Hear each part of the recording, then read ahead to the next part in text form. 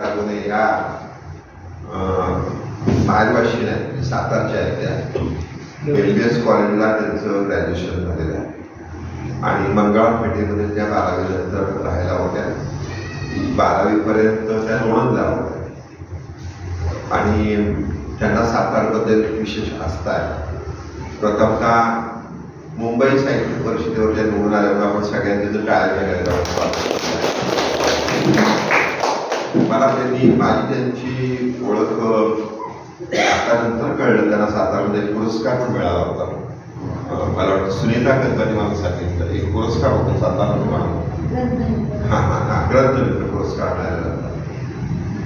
पण माझी त्यांची ओळख विशेषतः 16 करेलच्यामुळे झाली आणि तेव्हापासून आम्ही त्यांच्याशी त्यांच्याशी कॉन्टॅक्टमध्ये आहे. आणि मला वाटतं मी एलबीएस कॉलेजमध्ये सुद्धा असं म्हटलं होतं की त्यांना बोलवा आपण म्हणून, असं मी त्यांनाही म्हटलं होतं. आणि त्यांनी मला पुस्तक पाठवलं 11 जूनला पाठवलेलं पुस्तक आहे आणि माझ्या मित्राने 15 दिवसापूर्वी मी हे पुस्तक वाचलं पूर्ण. पण हे पुस्तक वाचायला सुरुवात केली आणि मी खाली ठेवू शकलो नाही. 120 खाली पत्ती लवंग आणि मेथी हे पुस्तक मी खाली ठेवू शकलो नाही. त्याचं कारण असं आहे या पुस्तकाची भाषाशैली अतिशय छान आहे आणि हे पुस्तक घेतल्यावर आपल्याला आपल्या आयुष्यातले प्रसंग आठवत राहतात. ही बाब त्यातली महत्वाची. त्यामुळे आपल्याशी ते जोडलं जातं. त्यामुळे हे पुस्तक सातारा निलेश निगडीत आहे विशेषतः.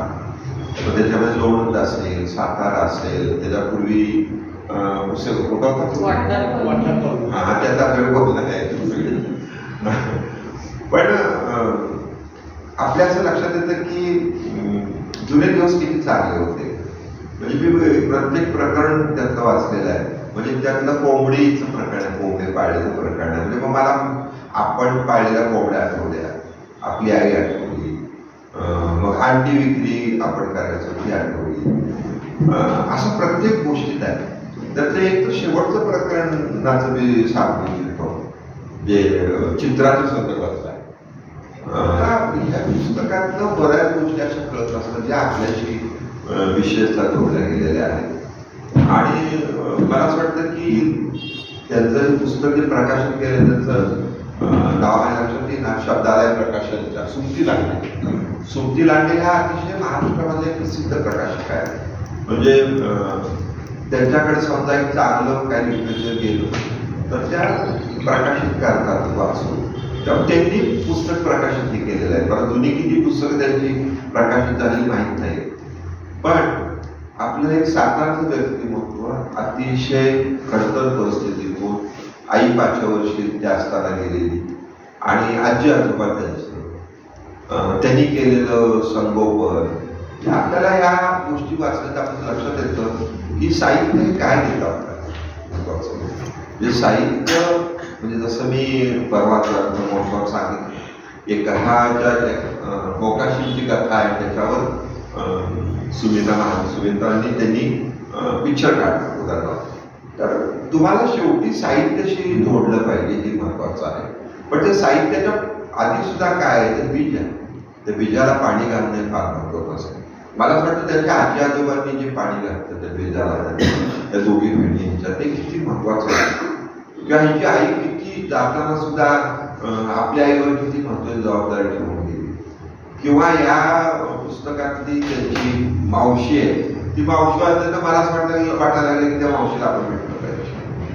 हे जे ताकद आहे शब्दाची ताकद आहे जी आपल्या पुरतं लिहित नाही, आपल्या आठवणी लिहित नाही. तर त्या आठवणीमुळं समाजातल्या वेगवेगळ्या स्तरातील सगळ्यांना आपल्या आठवणी जाग्या होतात. किंवा त्याला असं वाटतं की मी पण लिहू का आता, मला पण लिहिलं पाहिजे. हे जे वाटणं हे त्याचं पुस्तक आहे. तेव्हा मला म्हणजे पुस्तक वाचताना असंच एक पुस्तक माझ्या आचार्यापर्यंत एक पुस्तक आहे ते मला आठवलं की हे पुस्तक अशाच पद्धतीने वाटलं. दुर्वा आणि फुले असं त्याचं पुस्तकाचं नाव आहे. तो प्रचंड सुंदर पुस्तक आहे. दुसरं पुस्तक अलीकडे माझ्या वाचनात आलं. सुरुवात केली शेवटपर्यंत ते वाचलं. त्यामुळं बोलणारे बरेच आहेत मी काही जास्त बोलणार नाही. परंतु मला एवढंच म्हणायचं आहे की आपल्या सातारकरांची जबाबदारी आहे की जिथं जिथं सातारकर आहे जसं अशी वेगवेगळी बरेच मंडळी आहेत. आपण तो प्रयत्न करतो. मध्यंतरी तो थांबला होता थोडासा प्रयत्न, परंतु आताचा प्रयत्न की दर महिन्यामध्ये सातारा जिल्ह्यामध्ये ज्याचा जन्म झाला, ज्याने पुढं काय केलंय, वेगळ्या क्षेत्रामध्ये ती गेली, विशेषतः साहित्य क्षेत्रामध्ये गेलेली आहे, त्यांना इथं बोलवावं आणि त्यांच्या आठवणी जागा कराव्या. जसं संगीत आरंभच्या 86 साली त्या एलबीएस मधून ग्रॅज्युएशन झाल्या होती, लगेचच लग्न झालं त्यांचं. त्यामुळे त्यांचा प्रवास सातारचा थांबून तो मुंबईकडे जरी गेला असला तरी सुद्धा आपल्याला त्यांच्या ह्या सातारच्या प्रवासामध्ये आठवणी त्या महत्वाच्या वाटतात. म्हणजे आता मी लोणंदला कायम जातो, मला असं वाटतं की लोणंदला कोणी राहत नाही, तिथला तो पानपट्टीवाला आपण बघावा, किंवा त्यांची पानपट्टी होती विशेषतः, त्या पानपट्टीवर बसायचे. म्हणून म्हणजे मला जुन्या आठवणी झाल्या. मी कोल्हापूरला असताना आमच्या शेजारी एकाची पानपट्टी होती, ती मुलगी जाऊन बसायची पानपट्टीवर. तर ह्या आठवणी आपल्याला विशेषतः एवढं मोहून टाकतात, सुख देतात, आनंद देतात. असं हे 120 तारीख कॉमेडी पुस्तक आहे. या पुस्तकाचा प्रकाशन समारंभ झाला तेव्हापासून मी म्हणतो होतो की लोकार्पण समारंभ या ठिकाणी करूया. त्यामुळे या ठिकाणी लोकार्पण समारंभ करायचा आहे. त्यापूर्वी मी त्याचं स्वागत आपण करूया. विशेषतः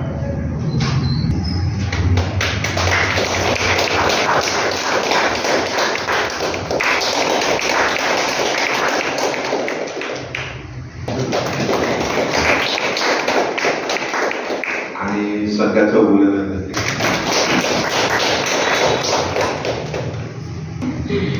मी सोनाली आहे. मी यमुना डॉक्टर आहे. माझी अजून एक मोठी बहीण आहे. मला खूप छान वाटते की हा कार्यक्रम अटेंड करायला, कारण की आधी जो कार्यक्रम झालेला तेव्हा मी इथे नव्हती. मी सगळं व्हिडिओ कॉलवरती बघितलेला. तर याच्यामुळे की आता मला सगळं अटेंड करायला मिळते. आणि स्पेशली हे साताऱ्यात होते कारण की मी ते पुस्तक वाचलं आहे आणि आता मी येताना मम्मी मला सगळे रेफरन्स सांगत होती, ही कॉलेज, हे हॉस्पिटल. तर त्याचं बघून खूप छान वाटलं आणि खूप आनंद होतो आहे की मला हा कार्यक्रम अटेंड करायला मिळतो. आणि थँक्यू काका काकी हा कार्यक्रम करण्यासाठी. आणि थँक्यू.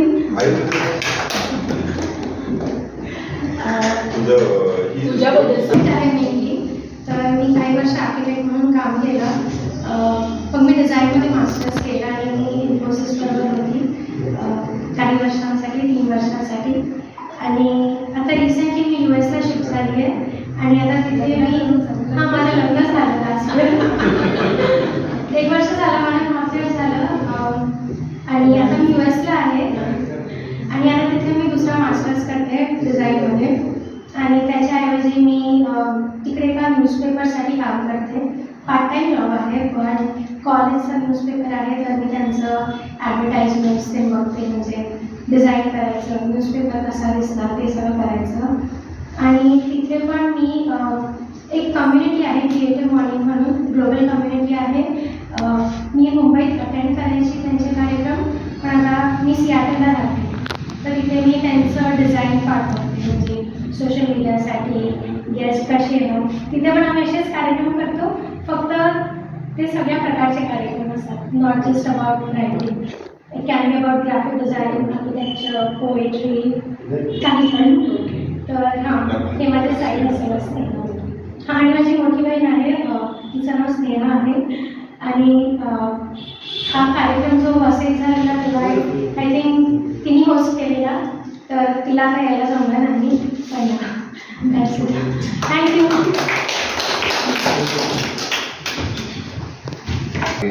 वाचली तेव्हा मला आमच्या मुलाच्या संकेतची जन्माची कहाणी आली. म्हणजे सोनालीचे वडील जसे बिंदास्त होते तसं ते बिंदास्त होतं. मला अजून आठवत आहे शिल्पाचे सगळे म्हणजे डिलिव्हरी दिवस भरले होते, पण काय माझं लक्ष नव्हतं. शिवेंद्रराजेंच्या लग्नाची पत्रिका ठेवायला आम्ही जेजुरीला गेलो आणि जेजुरीहून आलो. रात्री 12 वाजले होते, 12 साडेबारा वाजले असते. बेल मारली आणि शिल्पात बेल दार उघडायला आणि तिच्या पोटात काळा चालू झाला. दारात गाडी होती, पंक्चर होती. तर मी लगेचच तिला गाडीवर घेतलं. तर नंतर कळलं पुढे गेलो पंक्चर आहे, आता काय करायचं. मग राधिका डॉक्टरकडून गेलो, तेव्हा पिक्चर नव्हता सुटला. मग तिला रिक्षेत बसवलं, तिला म्हटलं तू पुढं बाबा हॉस्पिटलमध्ये. आणि मी मग मागणं गेलो. ते आमचे उदय देशपांडे डॉक्टरांच्या मागचेच ते कुलकर्णी म्हणून लेडीज होते त्या प्रसिद्ध आहेत त्या. आणि मला वाटतं तासाभरात झालं असं. किती हा 2-2.5 तास. म्हणजे मी जर त्यावेळेला घरात नसतो तर काय पळापळ झाली असते. तशी पळापळ संगीत आरामाच्या बाबतीत झाली. आणि अचानक दारामध्ये मिस्टर त्यांचे काय मीटिंग काय कॅन्सल झाले आणि काय झालं आणि त्या आल्या.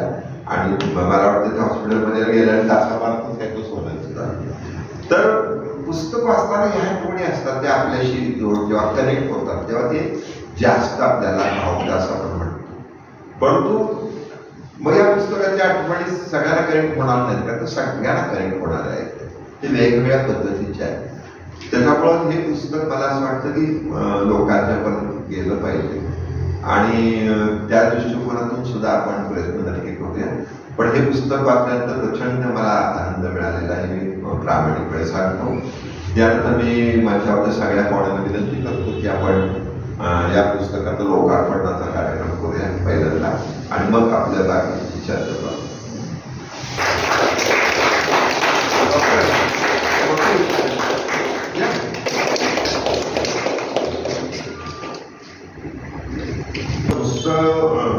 त्यांचं आयुष्यातल्या घटना सांगायचं तर आजी आजोबाचं महत्व सांगतं, शेजाऱ्याचं महत्व सांगतं, पूर्वीची संस्कृती सांगतं, पूर्वीच्या अडीअडचणी सांगतं. म्हणजे हे मला असं वाटतं की तरुण पिढी सुद्धा जेव्हा वाचते विशेषतः तेव्हा त्यांच्या लक्षात किती वेगवेगळी परिस्थिती होती, आपण किती सुखासीन आहोत, आपल्याला किती बघणारी माणसं आहेत.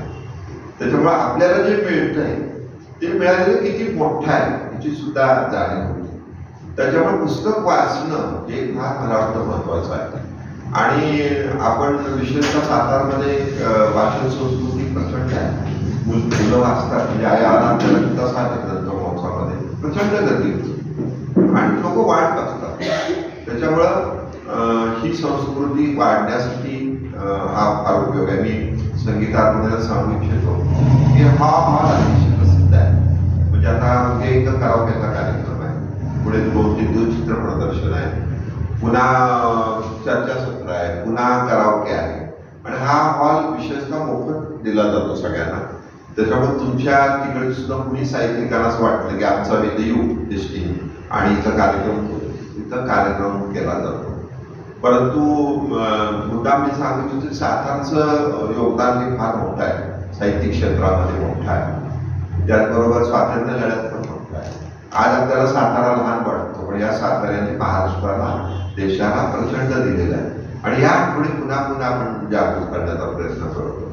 जसं आता संध्या चौगुले आहे, त्या पर्यावरणाचं काम करतात, त्या महाराष्ट्रामध्ये प्रसिद्ध आहे. संदीप सुत्री हे पर्यावरणाचं काम करतात, सगळीकडे फिरतात, विशेषतः जगभर फिरतात. म्हणजे संदीप चौगुले चित्रकार आहेत, लेखक आहेत, बरंच काय महत्वाचं म्हणजे माउंटिंग आहे. इथं सुखटणकर आहे, सुखटणकरांच्या वडिलांचा रयत शिक्षण संस्थेच्या स्थापनेमध्ये मोठा सहभाग आहे.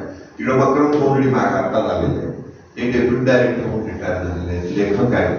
अशी सगळी मंडळी इथं विशेषतः अरुण कुलकर्णी आहेत, ते कराओकेमध्ये आहेत, परंतु हळूहळू त्यांना साहित्याची गोडी लागते आणि आम्हाला खात्री की हळूहळू ते पण लिहायला सुरुवात करते. अशी सगळी सुरेखा कुलकर्णी आहेत. या वयात सुद्धा पुण्यात जाऊन कविता म्हणतात, कार्यक्रम करतात, वेगवेगळ्या गोष्टी करतात. तिकडं आमच्या शहा आहे, शहाचं ऐकण्यासारखं आहे तुम्हाला, म्हणजे त्याचं इंट्रो घेण्यासारखं आहे. त्यांचं आता एक पुस्तक आहे ते गाजतंय. विशेषतः इराणमधल्या महिला ज्या पद्धतीतून स्ट्रगल करतायत त्याच्यावर त्यांनी अनुवादित केलेलं पुस्तक गाजतंय. त्यामुळं ह्या सातारमध्ये आमचा प्रयत्न आहे की आणखीन काय करता येईल, आणखीन काय होईल. जसं पुण्यामध्ये तर पुणे बुक फेअरचं मी नियोजन केलं होतं, तर तिथं इंग्रजी लेखक बोलले ऑथर्स. नंतर मी त्यांच्याशी बोललो तर एका बिहारी जी मुलगी आहे तिने विशेषतः आपल्या मराठी माणसांचं हिंदीमध्ये पुस्तक केलेलं आहे. तर त्याला मी सांगितलं तुम्ही आता अनुवादाकडे वळा, अनुवादाकडे तुम्हाला सांगते. मुकुंद फडके जे बसलेले आहे ते सकाळचे माजी संपादक आहे, महाराष्ट्रामध्ये एक प्रसिद्ध संपादक आहेत, परंतु इंग्रजीतलं मराठी करणं, मराठीतलं इंग्रजी करणं त्यांचा हातखंडा आहे. तर ही अशी सगळी मंडळी मुलकर मॅडम आहेत, त्यांची पुस्तकं बरीच प्रकाशित आहेत. त्यांची लेखनशैली अशीच एक वेगळ्या पद्धतीची आहे. शिल्पा चिटणीस आहे, त्यांनी कमी लिहित आहेत, परंतु आता लिहितील. आम्हाला केसरीवाल्यांनी त्यांना मागितलं आता सदररित्या त्या पण लिहितील. तर तुम्ही आमचा मोठा इथं आहे की तुम्हाला बोलण्याचा उद्देश हा आहे की जे लिहिते नाही ते लिहितं व्हावं, जे लिहिते त्यांना तुमचं पुस्तक पासून आणखी वेगळ्या पद्धतीनं काही लिखाणाची एक दाखली त्यांना मिळावी असा आमचा प्रयत्न आहे. पुन्हा एकदा मी सगळ्यांचं या ठिकाणी स्वागत करतो आणि या पुस्तकाच्या संदर्भामध्ये शिल्पा चिटणीस त्यांना विनंती करतो की आपण आपलं मनोगत व्यक्त करा. नमस्कार. आज सर्वप्रथम मी लेखिका संगीता अरगुने, त्यांची मुलगी आणि स्टेजवरचे मान्यवर आणि उपस्थित सर्व रसिकांचं स्वागत करते. जे कथेत मावत नाही आणि जे कवितेत गावत नाही असं ललित लेखनात सापडतं. हे असं म्हटलं जातं, सकस साहित्य निर्मिती करणं हा ललित लेखनाचा गाभा असतो आणि हाच गाभा किंवा तीच वैशिष्ट्य आपल्याला संगीता अरगुने यांच्या ललित लेखनामध्ये सापडतात. जेव्हा तुम्ही पुस्तक बघाल, काव्यात असणारं माधुर्य आणि गद्य लेखनातील चिंतनशीलता ही सगळी वैशिष्ट्य जी आहेत त्या दोन्हीचा जो संगम आहे तो त्यांच्या लिखाणात असलेला आपल्याला आढळून येतो. कारण त्याचं महत्वाचं कारण म्हणजे ते उत्तम कवयित्री देखील आहेत आणि त्यामुळे त्याचेच पडसाद त्यांच्या लेखनात उमटतात. ललित लेखनामध्ये जे लालित्य असावं लागतं की जे शेवटपर्यंत सातत्यानं ते ठेवलं पाहिजे, तर ते लालित्य आपल्याला त्यांच्या लेखनात तुम्ही जर वाचाल तर तुम्हाला आढळेल. तर अशी त्यांची ही निर्मिती अत्यंत वास्तवदर्शी अशी आहे. कुठलाही त्यांनी असा बडेजाव केलेला नाहीये, कुठं अलंकारिक भाषा नाही, इतकी वास्तवदर्शी आहे. म्हणजे वास्तवदर्शी जे असतं ते आपल्याला आपलं वाटतं मुख्य म्हणजे. म्हणून असं म्हणते की हे पुस्तक आपल्या सगळ्यांचं आहे. एकदा ते त्यांच्या हातून गेलेलं आहे आणि ते आता आपल्या सगळ्यांचं झालेलं आहे. इतकं ते सुंदर आहे की आपल्याला ते आपण सगळ्या आठवणी आपल्याला भराभरा येत राहतात. कारण माझ्या आईनी 86 वर्ष वय आहे तिचं, तिने 4 दिवसात ते पुस्तक वाचून पूर्ण केलं आणि इतकं तिला आवडलं. आज पहिल्यांदा तिला खूप घाई झाली ती सांगायची त्यांना.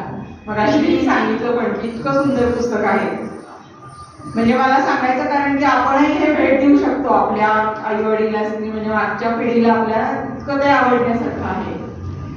या संग्रहामध्ये आपली संस्कृती, गावातलं जीवन, तिथले संस्कार, चालीरीती, नातेसंबंध आणि विशेष म्हणजे बोलीभाषा, त्या प्रदेशात बदलत गेलेली ती बोलीभाषा आणि अनेक बारीक सारीक प्रसंग, विरंगुळ्याची काही ठिकाणं असतील, हे सगळं त्यांच्या लिखाणामध्ये अवतरत गेलेलं आहे. जागोजागी आणि त्या बोलीभाषेची जी पेरणी त्यांनी केलेली आहे ते आपल्याला खूप काही शब्द आवडतात आणि त्या मग भाषेला एक वेगळीच गोडी प्राप्त होते. आणि बोलीभाषा मुख्य म्हणजे प्रमाण भाषा जी आहे त्याला समृद्ध करत असते. त्यामुळे एकूणच एक लवचिकता या सगळ्या त्यांच्या लिखाणामध्ये आलेली आहे. तर लेखिकेच्या सगळ्या भावभावना, जाणीवांचा, अनुभवांचा तिनं अत्यंत कौशल्यानं विणलेला असा गोपच आहे या सगळ्या कथा. म्हणजे आता या नावावरून, म्हणजे हे जे नाव आहे 120 थालीपत्ती, लवंग आणि मी, तर कालच घडलेला प्रसंग माझ्या मैत्रिणींना मी सांगत होते की तुम्ही अत्यंत सुरेख कार्यक्रम आहे उद्या असं आहे तर तुम्ही या.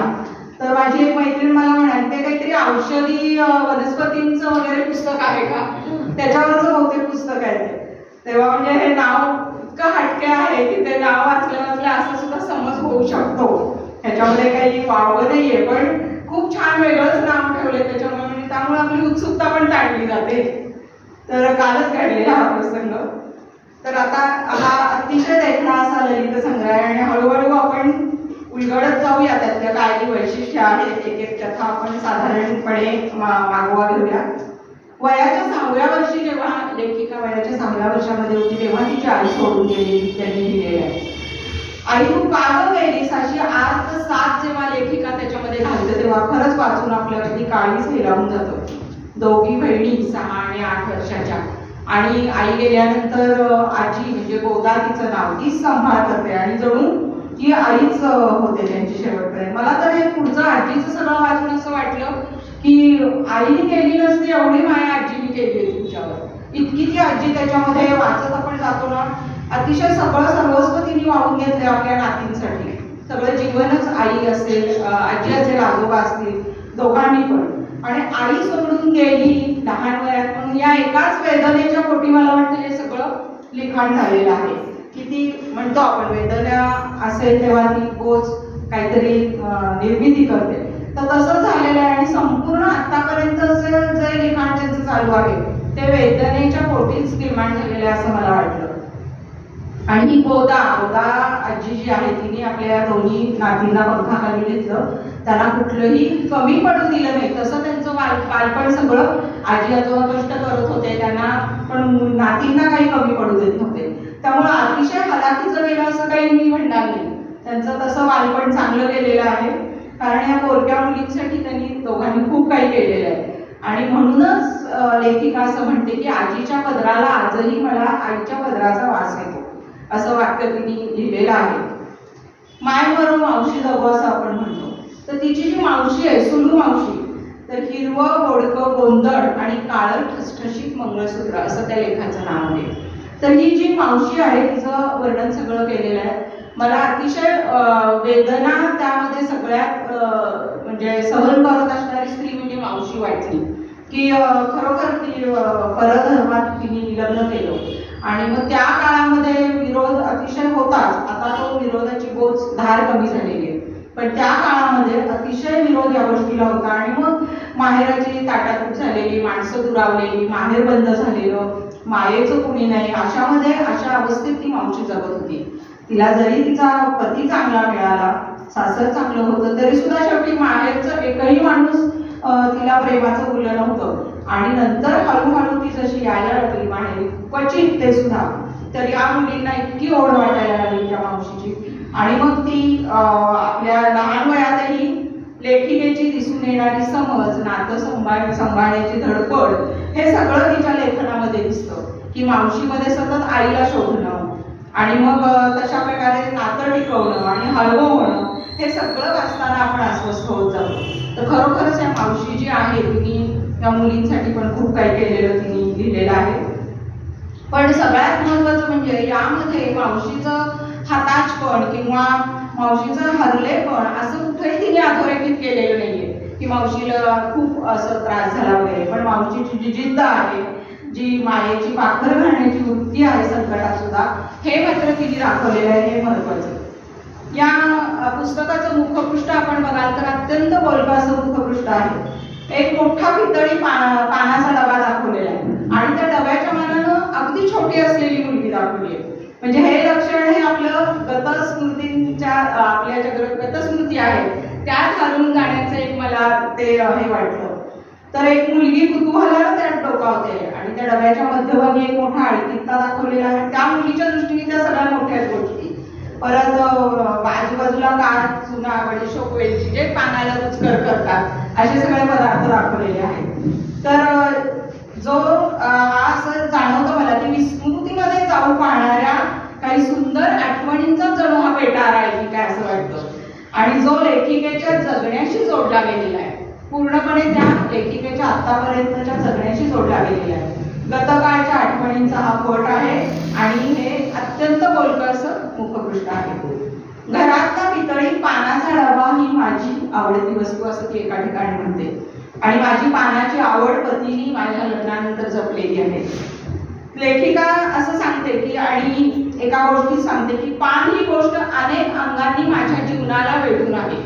म्हणजे तिची पानाची आवड इतकी दाखवली तिने त्याच्यामध्ये. आणि पानाची सगळी जी संजय पान शॉप आहे ते तिच्या आजोबांचं होतं आणि ती पानपट्टीवर बसायची. त्या काळामध्ये आपण मुलींनी पानपट्टीवर जाणं म्हणजे किती मोठं संकट असायचं की मी कशी पानपट्टीवर जाऊ.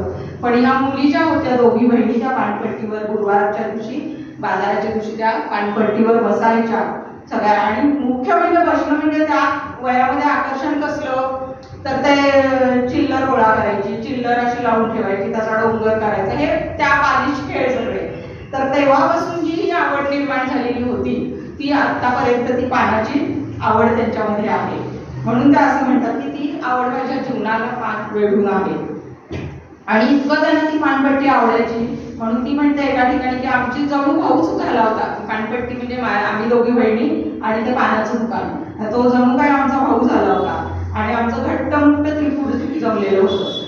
मग पुढे लग्नानंतर त्यांनी सांगितले संभाजीनगरचं तारा पान सेंटर आणि इथल्या पानाची लज्जत सांगताना तर त्या इतकं सुंदर पद्धतीने सांगतात आणि मग आपल्या न पाहिलेलं ते दुकान डोळ्यासमोर आपल्या उभं राहतं. खूप सुंदर लिहिलेलं आहे त्यांनी.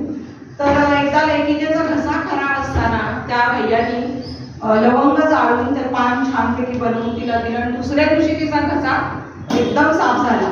म्हणून ती ते लवंगी विडा आपण म्हणतो ते पण वैशिष्ट्य आपल्याला दिसून येतं. तर पान लावण्याची पद्धत, ती पानाची गाडी खूप सुंदर वर्णन केलेलं आहे. आता 120 हरिपत्ती लवंग म्हणजे साधारणतः 120 म्हणजे ते काहीतरी मला वाचण्यात आलं कोडिंग वगैरे आहे ते 120. तंबाखूचं पान आणि हरिपत्ती म्हणजे आपल्याला माहिती आहे की नागवेलीची ताजी ताजी पानं आणि लवंग म्हणजे जो विडा तयार केला जातो. तर अशा प्रकारे वर्णन अतिशय सुंदर वर्णन केले. आणि आता पुढची यातली न सांगण्याची गोष्ट हे जे एक आहे हे तर लेखिकेने सांगूनच टाकलेले आपल्याला न सांगण्याची गोष्ट. तर सार्वजनिक शौचालय ते सुद्धा अगदी छोट्याशा गावात त्या काळची शौचालय सार्वजनिक शौचालय म्हणजे अस्वच्छता कशी होती, लागणाऱ्या रांगा, स्त्रियांची विशेषतः होणारी विलक्षण कुचंबणा, त्रास या सगळ्याचं बारीक सारीक वर्णन तिनं केलेलं की त्यांनाही कसं संकटाला सामोरं जावं लागलं, काय परिस्थिती होती गावामध्ये, कुणाला काय काय सुचायचं शौचालयामध्ये बसून, हे इतकं छान वर्णन केलेलं आहे की मोठ्या मोठ्या प्रश्नांची उत्तरं तिथं बसून सापडायची. आजही अनेक कारणाने सापडतात पण त्याचं वर्णन इतकं सुंदर त्यांनी केलेलं आहे. आणि विनोदांची मार्मिक विनोदांची पेरणी करत करत हा लेख अतिशय सुंदर बनवलेला आहे. या विषयावर इतकं दिलखुलासपणे लिहिलेलं आहे तुम्ही ते वाचण्यात माझ्या तर पहिल्यांदाच आलं. लेखिकेची कोंबड्या पाळण्याची आवड एका लेखात दिलेली आहे. तर लहानपणापासून कोंबड्यांचं आकर्षण होतं आणि कोंबड्या पाळणे, मग ती कोंबडीची पिल्लं छोटी छोटी आजोबांनी आणून दिलेली आहेत. मग या 2 मुली बहिणी त्या पिल्लांशी खेळण्यात सगळा वेळ घालवायचा. मग कोंबड्यांची आवड निर्माण झाली. मग ते कसं ठेवायचं, त्यांना सुरक्षित कसं ठेवायचं, अंडी कशी जपायची, इतकं सुंदर वर्णन केलेलं की सगळं आपल्याला वाटतं की अरे आमच्याच गोष्टी आहेत त्या. हुमासदार वर्णन त्यांनी केलेलं आहे. अवतीभोवतीचा परिसर, भावचिंतन आणि त्याबद्दल वाटणारं महत्त्व, त्या परिसरातल्या माणसांबद्दल वाटणारं महत्त्व, प्राण्यांशी जोडलेलं नातं, हे सगळं त्या लेखनातून वैशिष्ट्य दिसून येतात आणि त्या सगळ्या गुणांसकट हा त्यांनी प्रवास उघडलेला आहे. त्यानंतर अबोध वयातील आकर्षण, हे जसं एखाद्या रानमेव्याप्रमाणे त्यांनी अनुभवलं त्याचप्रमाणे कळत्या वयात सुद्धा एखाद्या परिपक्व फळाप्रमाणे त्यांनी प्रेम अनुभवलेलं आहे आणि त्या नात्याबद्दल पण त्यांनी लिहिलेलं आहे. आणि आता त्या नात्याबद्दल अनेक प्रश्नचिन्ह, त्या वयातल्या त्या नात्याबद्दल मैत्रीच्या अनेक प्रश्नचिन्ह आजूबाजूला उभी आहेत तिच्या. आणि ती एका ठिकाणी म्हणते, तुम्हाला ज्याची शक्यता वाटते तसं मी काहीच लिहिणार नाही, परंतु नाव लिहिण्याआधी एक लाईन स्पेस द्यावीच लागते ना, त्या स्पेसची मात्र मी खात्री देऊ शकत नाही, असं त्यांनी लिहिलेलं आहे. कथा वाचल्यावर आपल्याला ते कळेल. आणि ही लेखिका कवयित्री असल्यामुळे भावभावनांचा आलेख, होणारी घुसमट ती अतिशय मोजक्या शब्दामध्ये पण प्रभावी शब्दामध्ये मांडण्यामध्ये यशस्वी झालेली आहे. घर असतंच की सोबत, हा एक त्याच्यामध्ये लेख आहे. याच्यामध्ये आपल्या अस्तित्वाचा एक मोठा भाग म्हणजे आपलं घर. आपण इतकं आपल्या घराशी निगडीत असतो. घर म्हणजे आपण, तर जी आपली जिव्हाळ्याची जागा, आपल्या सगळ्या जाणीवा जिथं आपण उपभोगतो किंवा आपण सगळं जे काही आहे त्या घरामुळे आहे, तर असं जे घर, तर याविषयीचा एक भावनिक ओलावा आपलेपणानं सविस्तरपणे त्यांनी मांडलेला आहे. अगदी पूर्वीच्या बालपण गेलेल्या लोणंदच्या घरापासून ते साताऱ्यातल्या वडिलांच्या घरापर्यंत त्या घराचं, लग्नानंतर तिच्या वसईच्या घराचं इतकं सुंदर वर्णन केलेलं आहे. म्हणजे आपलं घर राजमहाल जरी नसला तरी सुद्धा आपण मात्र आपल्या घरात राजा असतो. मग घर या 2 अक्षरांच्या आजूबाजूला वर खाली अनेक भावभावनांचे सुंदर असे बोट विणलेले असतात. परस्परांच्या सुखदुःखात एकरूप होण्याची जी एक शक्ती आहे ती घर या संकल्पनेनं आपल्या प्रत्येकाच्या मनामध्ये रुजत असते आणि फुलतही असते. लेखिकेचं जीवनही घराशी निगडीत असल्यामुळं असं फुलत गेलेलं आहे, समृद्ध झालेलं आहे. वडिलांकडे साताऱ्यात राहायला आल्यावर मात्र कॉलेजमध्ये असताना तिला भरपूर घरातली सगळी कामं करायला लागायची. म्हणजे वय लहान होतं पण भरपूर कामं करायला लागायची तिला आणि मग कॉलेजला जायला लागायचं. तर अगदी पूर्णावरणाचा स्वयंपाक पण करायला लागायचा. ते पुरण सुद्धा कसं पाट्यावर वाटतं त्यावेळेला ती वैताग, म्हणजे असं तिने लिहिलेलं आहे की कुणी तो पुरणपोळ्याचा शोध लावलाय, तो पाटावर म्हणता तर मला अजिंक्य तारावरून खाली ढकलून द्यावासा वाटतो, असं तिने लिहिलेलं आहे त्याच्यामध्ये. पण हा सगळा त्रागा सांगताना अत्यंत कुमांतर शैलीत तिने लिहिलेला आहे. तिची फुलांची बागेची आवड तिने जोपासली. वसईला जेव्हा ती राहायला आली त्यावेळेला वसईला ऑफिस टाईमची फुलं, ऑफिस टाईम आपल्याला माहिती आहे वेळ, तर ती फुलं बघून म्हणजे त्याचं वैशिष्ट्य आपल्याला माहिती की 10 वाजता साधारण ऑफिसच्या वेळेला ती फुलं उमलतात आणि 6 वाजता ती कोमेजलेली असतात. तर ती फुलं बघितल्यावर लेखिकेनं असं सुचलं, ती म्हणली की ऑफिस टाईमची फुलं बघून मला सुचलं की पाण्याची मुलं आहेत ती फुलं, म्हणजे 10 वाजता आई ऑफिसला जाते तेव्हा ती टवटवीत असतात, पण 6 वाजता ती आई कधी येते आईच्या आठवणीने व्याकुळ होऊन कोमेजलेली असतात. म्हणून तिने ते लिहिलेलं आहे की मला ही पाण्याची मुलंच वाटतात. तेही खूप छान लिहिलेलं आहे. तर असं झाडांची, पानांची, फुलांची आवड, बागेची आवड, घर, अंगण, बाग, त्यांची निगराणी यामुळं तिचंही आयुष्य गंधित झालंय. त्यातलं हिरवेपण, ताजेपण आजही त्यांच्यामध्ये मुरलेलं आहे असं मला वाटतं. हा संग्रह वाचताना आपल्यालाही आपल्या आठवणींचा पट काहीसा उफाळून येतो आणि मग आपल्याला वाटतं की आपणही नक्की काय हरवून बसलोय का, आपल्या बालपणातलं आपणही नक्की काय हरवलंय. मग ते वाचून आपल्या मनात येतं आणि आपल्याला ते सुचू लागतं आणि आपणही असं काही लिहू शकतो का, आपल्या मनामध्ये विचार सुरू होत असं मला वाटतं. आई, आजी, मावशी या 3 व्यक्तिरेखांनी मला वाटतं लेखिकेला एवढं समृद्ध केलेलं आहे की आई, आजी आणि मावशी अति, म्हणजे तिच्या संपूर्ण पुस्तकात स्त्रियांचं जास्त लिहिलेलं आहे. आणि कारण वडिलांच्या घरात सातारा, वडिलांनी दुसरं लग्न केलेलं होतं त्यामुळे तिचं त्या घरामध्ये तेवढं काही जमलं नाही बहिणींचं त्या, पण या 3 ज्या स्त्रिया होत्या त्या तिचं लेखिकेचं जीवन समृद्ध करून गेल्या आणि तोच वारसा आता लेखिका पुढं आपल्या मुलींसाठी पण तेच करते की तो जो आई, आजी, मावशीचा मायेचा पदर आहे, तर त्या मायेच्या पदराची मूग आणि तो जो मायेचा पदर आहे त्या मायेच्या पदरानं भाव समृद्ध झालेल्या या लेखिकेनं तिच्याही आयुष्याचा पदर असं सतत कायम झुळझुळत ठेवलेला आहे. अतिशय सुंदर पुस्तक आहे. मी अगदी आग्रहाने सांगेन तुम्ही सगळ्यांनी घेऊन वाचा. मला इथं मत व्यक्त करायला सांगितल्याबद्दल धन्यवाद. पण शेवटी मी फक्त लेखिकेची एक कविता मला आवडलेली वाचणार आहे आणि थांबणार आहे. बायका करत नाहीत आताशा स्वप्नांना पिणं, त्या झुळझुळत ठेवतात आयुष्याचा पदर. बायका करत नाहीत आताशा स्वप्नांना पिणं, त्या झुळझुळत ठेवतात आयुष्याचा पदर. त्या बांधत नाही गच्च आंबाडे, माळत नाही पांढरे शुभ्र गजरे, तरीही त्या दरवळतात. आपणच आपल्याला गुदगुल्या करत रेशीम होऊन सुळसुळतात.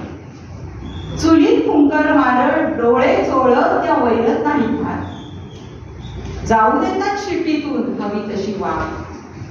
कमरा मोडेपर्यंत त्या वळत नाहीत शेवया, लाटत नाहीत पापड. कमरा मोडेपर्यंत त्या वळत नाहीत शेवया, लाटत नाहीत पापड. सोफ्यावर ऐसपैस होत त्या विरघळत आपल्या जिवेवर होऊन कुरकुरीत वेपस. त्या चालत नाहीत नवऱ्याच्या मागून, त्या चालत नाहीत नवऱ्याच्या मागून, त्या चालतात शूज घालून मस्त रुबाबात. तो सोबत असला काय किंवा नसला काय काहीच फरक पडत नाही त्यांना. त्या सुसाटतात वाऱ्याला पाठी टाकत आपलं स्टेअरिंग आपल्याच हातात घेऊन. धन्यवाद.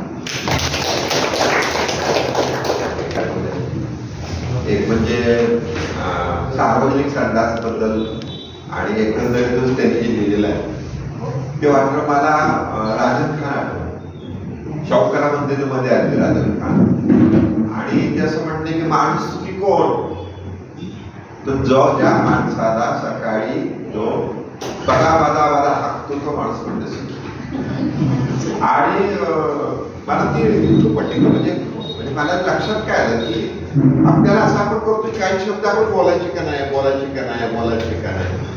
परंतु राजन खानच्या त्या बोलण्यातनं माझ्या लक्षात आलं की ही दृष्टी होती लोकांना शहाणपणा द्यायची ती फार महत्वाची आहे. तसं सार्वजनिक संडासच्या बद्दलचं हे जे प्रकरण आहे संगीता यांनी लिहिलेलं आहे ते प्रचंड चांगलं आहे. दुसरा आणखी एक महत्वाचा मुद्दा असा की त्यांची आई की म्हणजे कॅन्सर झाला माझ्या माहितीप्रमाणे आईला आई कशाने हो हार्टचा प्रॉब्लेम होता. पण महत्वाचं म्हणजे जाताना सगळं सांगून गेली होती की बाबा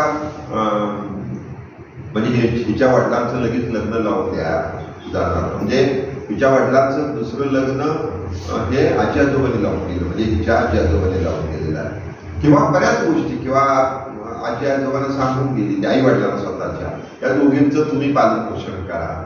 म्हणजे एखादी स्त्री जाताना सुद्धा किती जागरूक असते आणि किती विचार करते हे मला त्याच्यामध्ये आणखी एक महत्वाचं जाणवलं.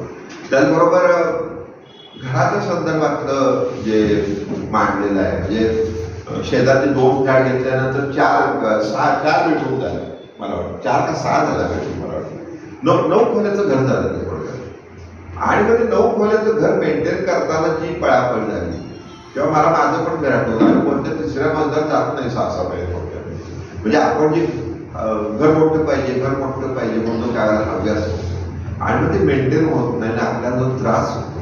त्यामुळे या सगळ्या पुस्तकातून जसं आपल्याला जुन्या आठवणी होतात तसंच दुसऱ्या बाजूनी आपल्याला एक प्रकारचं प्रबोधन करण्याची ताकद या 120 हरिपत्ती लोक आणि मी हे मला आता कळलं. मला स्वतः विशेष कळलं चिटणीसाठी सांगितलं कळलं तेव्हा मला आठवलं लहान म्हणजे 120 पान म्हणजे प्रसिद्ध असायचं जिथे अजिबात तुम्ही खाऊन देत होतं लहान मुलांना थोडक्यात. तर ते इतकं चांगल्या पद्धतीतून त्यांनी लिखाण केलेलं आहे की ह्या लिखाणाला अतिशय एक प्रकारचा सुगंधी वास आहे. म्हणून आपण साहित्य वाचताना कुठली पुस्तकं निवडावी त्याचा आमचा तो प्रयत्न आहे की जसं मला आता मागाशीच सचिन आमचा रायटर शेवडे तर तो त्याची पत्नी मला आताच विचारत होती की आम्ही विचारायला येणार होतो 5वीला आमची मुलगी आहे कुठली पुस्तकं घेऊ ग्रंथ महोत्सवामध्ये. तर आपल्याला सुद्धा हळूहळू सातारमध्ये अशी चळवळ केली पाहिजे कुठली पुस्तकं वाचली पाहिजे आणि त्या पुस्तकांवर चर्चा केली पाहिजे. तशातलं हे पुस्तक आहे. तेव्हा मला असं वाटतं की तुम्हाला पुन्हा सातारला यावं लागेल की आपण पुन्हा या पुस्तकावर 5-50 लोकांनी पुस्तक वाचलंय आम्ही देत राहू. माझ्याकडे आता आहे बोलकर मॅडमकडे आहे हा आणि आज त्यांनी विशेषतः 300चं पुस्तक 200ला आहे म्हणजे ग्रंथ महोत्सव सुद्धा आम्हाला 200 मिळाला त्याबद्दल टाळ्या वाजून स्वागत करू द्या. परंतु आपण आपल्याला पुस्तकावर खर्च करायला जमला पाहिजे हे पण आपण महत्वाचं लक्षात ठेवलं पाहिजे. आणि आपण जसं मला आठवत आहे की मी गेली 15 वर्ष कमीत कमी झाली 40-50 दिवाळ्यात गेलो. आता मला त्याचा उपयोग व्हायला लागला. उद्या माझा एक लेख आहे त्याच्यामध्ये मला एका कुत्र्याबद्दलची माहिती कळली. मी जाऊन बघितलं तेव्हा मला एक कुत्रा असा आहे स्वित्झर्लंड मधला बैरी म्हणून त्याने 40 माणसं वाचवली. अशा आपल्याला माहिती कळतात. म्हणजे एखादा रेफरन्स मिळतो त्याच्यावर मी मागं जाऊन हुडकून त्याच्यावर मी उद्या लिहिलेलं आहे. त्याच्यावर तुम्हाला पुस्तकं जर घरात असतील तर ते आज वाचून होणार नाही उद्या वाचून पण कधीतरी ते वाचून होतात तुम्हाला समृद्ध करत असतात.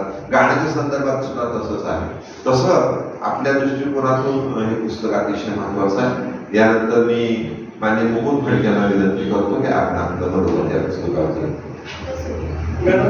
आधी त्यापूर्वी दुलकर मॅडमला विनंती करतो की आपण या पुस्तकावर मत त्यापूर्वी हे सांगतो ममता नरहरी बसलेले त्या मध्य प्रदेश मधले आहे पण आता त्या आपल्या सातारच्या मातीशी एकरूप झालेल्या आहेत. गावाच्या माध्यमातून त्यांनी वेगवेगळ्या पद्धतीतून लोकांचा त्याचा कम्युनिकेशन वाढलेलं आहे. त्या सुद्धा लिखाण केलं त्यांच्या आयुष्यामध्ये वेगवेगळे आलेले प्रसंग असतील माहिती असतील त्याची पण होईल.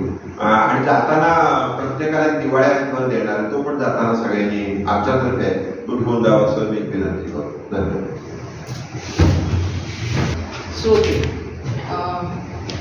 हे जे पुस्तक आहे आता ज्याच्यावरती मला बोलायचं आहे आणि आता शिल्पा मॅडम पण बोलल्या फडके सर बोलणार आहे. ते पुस्तक परवा ग्रंथोत्सवात मी घेतलं ग्रंथोत्सव होऊन ते फार दिवस झाले नाही, पण हे पुस्तक आजकाल फार माझं तरी वाचलं जाते, कारण मी लॉयर असल्यामुळे आमचंच इतकं वाचणं आहे आणि त्यामुळे हे जरा मागं पडत जातं, थोडं थोडं वाचलं जातं. पण हे पुस्तक पूर्ण वाचलं म्हणजे अगदी मी नेट लावून वाचलं असं म्हणायला काही हरकत नाही. आणि मुख्यतः मला ह्या पुस्तकाचं जे हे आहे, शीर्षक जे आहे 120 हरिपत्ती लवंग आणि मी, आणि लेखिकेचं नाव संगीता अरगुने, या दोन्हीही आकर्षित केलं, दोन्ही मला खूप वेगळं वाटलं. आणि तसंच ह्या पुस्तकातली जी लेख आहे तर त्यातलं हिरवं बोडकं गोंधण आणि काळं ठसठशीत मंगळसूत्र हे शीर्षक आहे, किंवा 5 रुपयाची गोष्ट आहे, किंवा न सांगण्यासारखी गोष्ट आहे, अशी वेगळी शीर्षक आहेत सगळी. तर त्यानंही मला खूप आकर्षित केलं.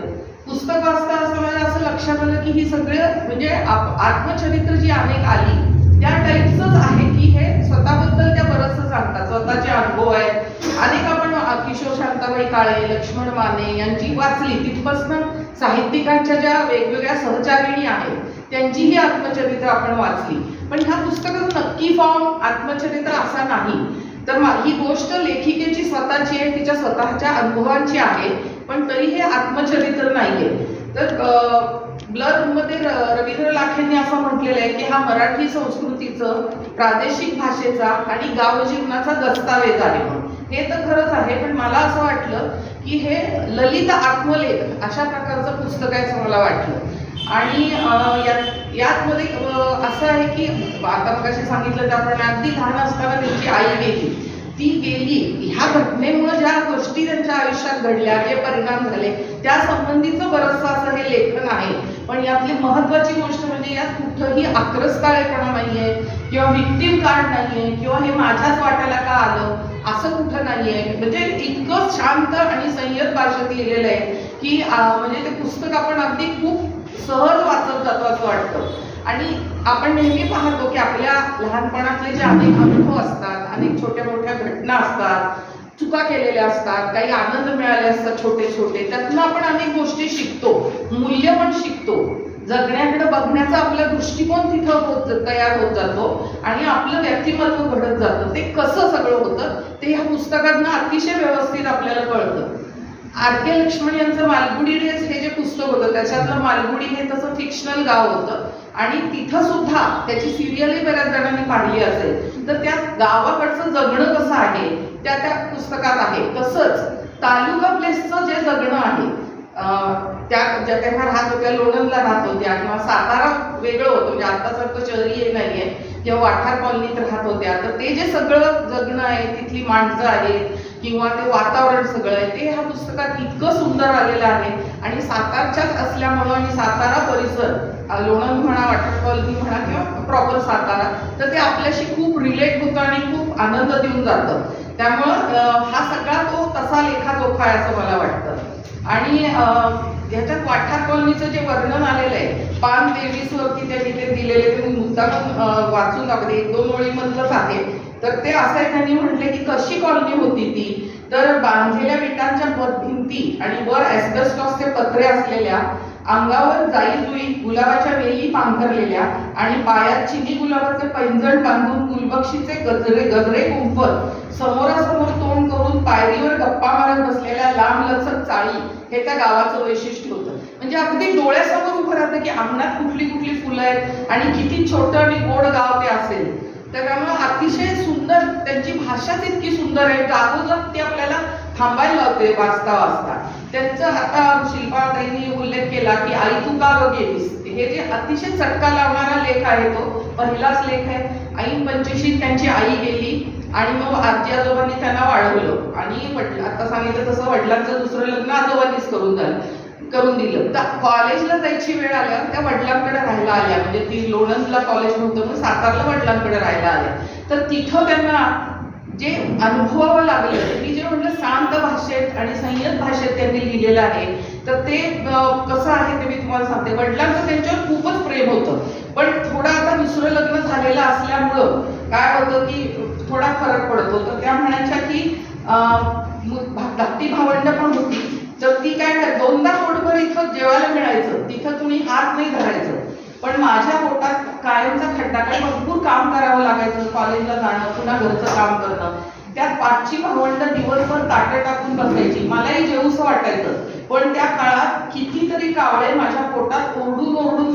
दिले, म्हणजे इतक्या थोडक्या शब्दात त्यांनी ते वर्णन केलेलं आहे की ते कसे दिवस होते म्हणून. आणि दुसरी पुढं त्यांनी असंही म्हणते, 1000 जर सतत पाणी प्यायचं भूक लागली की, तर 1000 लिटर पाणी प्यायल्यावर दुनियाभरचे कावळे पोटात जमा व्हायचे. म्हणजे इतकं त्या वयात लहानच वय होत होते, त्याच्यात हे असं सगळं अनुभवावं लागलं. आणि त्यांना जे कष्ट तिथं करावे लागायचे त्याच्याविषयी त्यांनी कुठला रागा केलेला नाहीये किंवा कुणी ते करावं लागलं ह्याच्यावर चकार शब्दाने असं बोट ठेवलेलं आहे, ब्लेम दिलेलं नाही किंवा काही नाही. फक्त ते इतक्या छान भाषेत सांगतात, 1-2 महिन्यातून अख्खं घर अंगणात घेऊन जावं लागायचं. नशीब भिंती जमिनीत पाय होऊन उभ्या होत्या, नाहीतर त्यांनाही अंगणात घेऊन जावं लागलं असतं, झाडू फडक्याने साफ करावं लागलं असतं. रोजची भांडी तर रोज घासतेच, आमच्याकडे मात्र तुझं लक्ष नाही असं म्हणत तांब्या पितळेची भांडी डबे माझ्याकडे मोर्चे वळवायचे. आणि असेल नसेल तेवढी ताकद लावून मी चिंच मिठानं त्यांचं अंग रोखून द्यायची. तोपर्यंत गॅस मागून हाका यायच्या की लवकर ये रटायला म्हणून. आणि वडिलांचं प्रेम कसं होतं तर ते झोपल्यावर अंगावर पांघरून टाकायचे मायेनं, ते त्यांना जाणवायचं. पण दिवस जो यायचा तो ह्या अशा प्रकारच्या कामात, म्हणून त्या म्हणतात सकाळ होताच दिवसाचा तो उग्र चेहरा समोर यायचा आणि मला त्या घरातून वगळून टाकायचा. म्हणजे इतक्या शांतपणाने त्या संपूर्ण काळाविषयी त्यांनी लिहिलेलं आहे. तर हे खरोखरच क्रेडिटेबल आहे की दोष न देणं हा फार मोठा जो गुण आहे तो त्यांच्या लेखनात दिसतो. आणि हे संपूर्ण हा जो लेख आहे तर तो आई गेली तर ती गेल्यानंतर आजीच्या बोलण्यातनं कशी कळत गेली, आजीला दुःख व्हायचं त्याला ती जे बोलायची त्यातनं कशी कळत गेली, किंवा शेजाऱ्या पाजाऱ्यांना ती जे सांगायची त्यातनं कशी कळत गेली, हे त्यांनी खूप सांगितलेलं आहे. आणि अतिशय चपखल शब्दामध्ये ते सांगितलेलं आहे. आणि आजी असं म्हणायची की आई असती तर असं झालं असतं, आई असती तर तसं झालं असतं, असं विचारधारे त्यांच्या मनात यायचे. आणि ह्या कल्पनेत त्या सारख्या बुडून जायच्या. आणि कधी डोळ्यातून बाहेर पाणी व्हायला लागायचं आणि त्यांना असं वाटायचं की आईच डोळ्यातून व्हायला लागली म्हणून. आणि असं दुःखाचं एक झाड त्यांच्या मनात रुजत गेलं, असं त्यांनी त्या संपूर्ण दुःखाविषयी वगैरे असं त्यांनी ह्याच्यात लिहिलेलं आहे. आणि हे जे संपूर्ण लेख आहे तो आई नाही आणि त्यातून आलेला पोरकेपणा या संबंधातून जे दुःख आलं की त्या मुळापर्यंत जाणारं जे आहे त्यातून सगळे हे लेख आलेले आहेत. पण पुढं त्यातलं एक महत्वाचं हे मला असं जाणवला की त्यांना जेव्हा मुलगी झाली त्यावेळेला त्यांना स्ट्राईक झालं की आपण आई असती तर मग माझं असं झालं असतं, मग मला हे करता आलं असतं, ते करता आलं असतं, असा त्यांच्या सतत मनात विचार होता.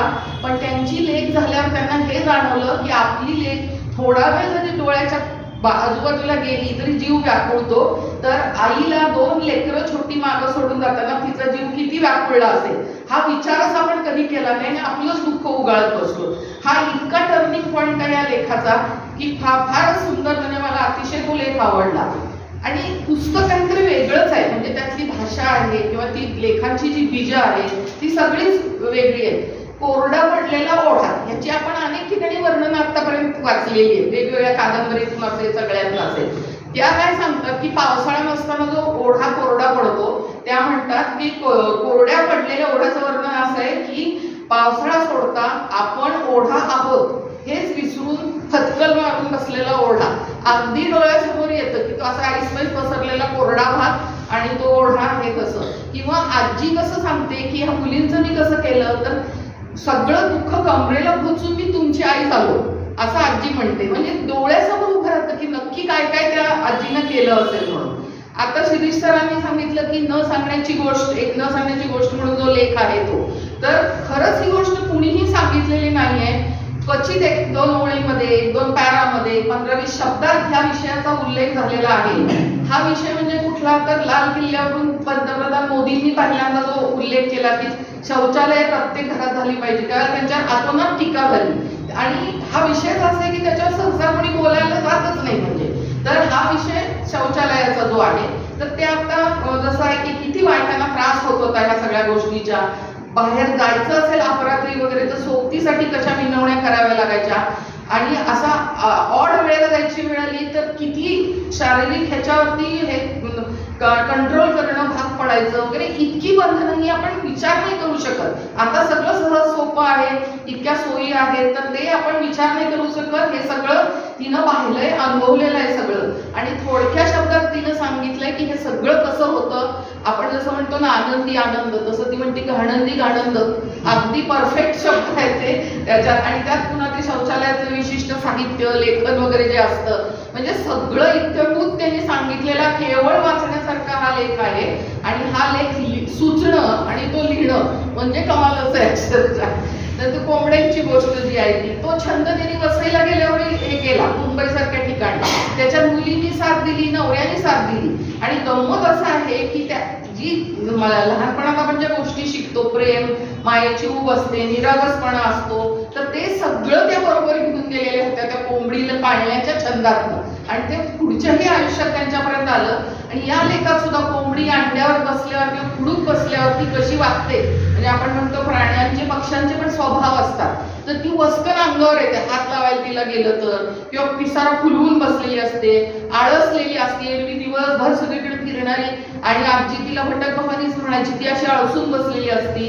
तर इतकं बारीक निरीक्षण आहे ना की अशा सगळ्या गोष्टी त्याच्यामध्ये त्या लिहिलेल्या आहेत.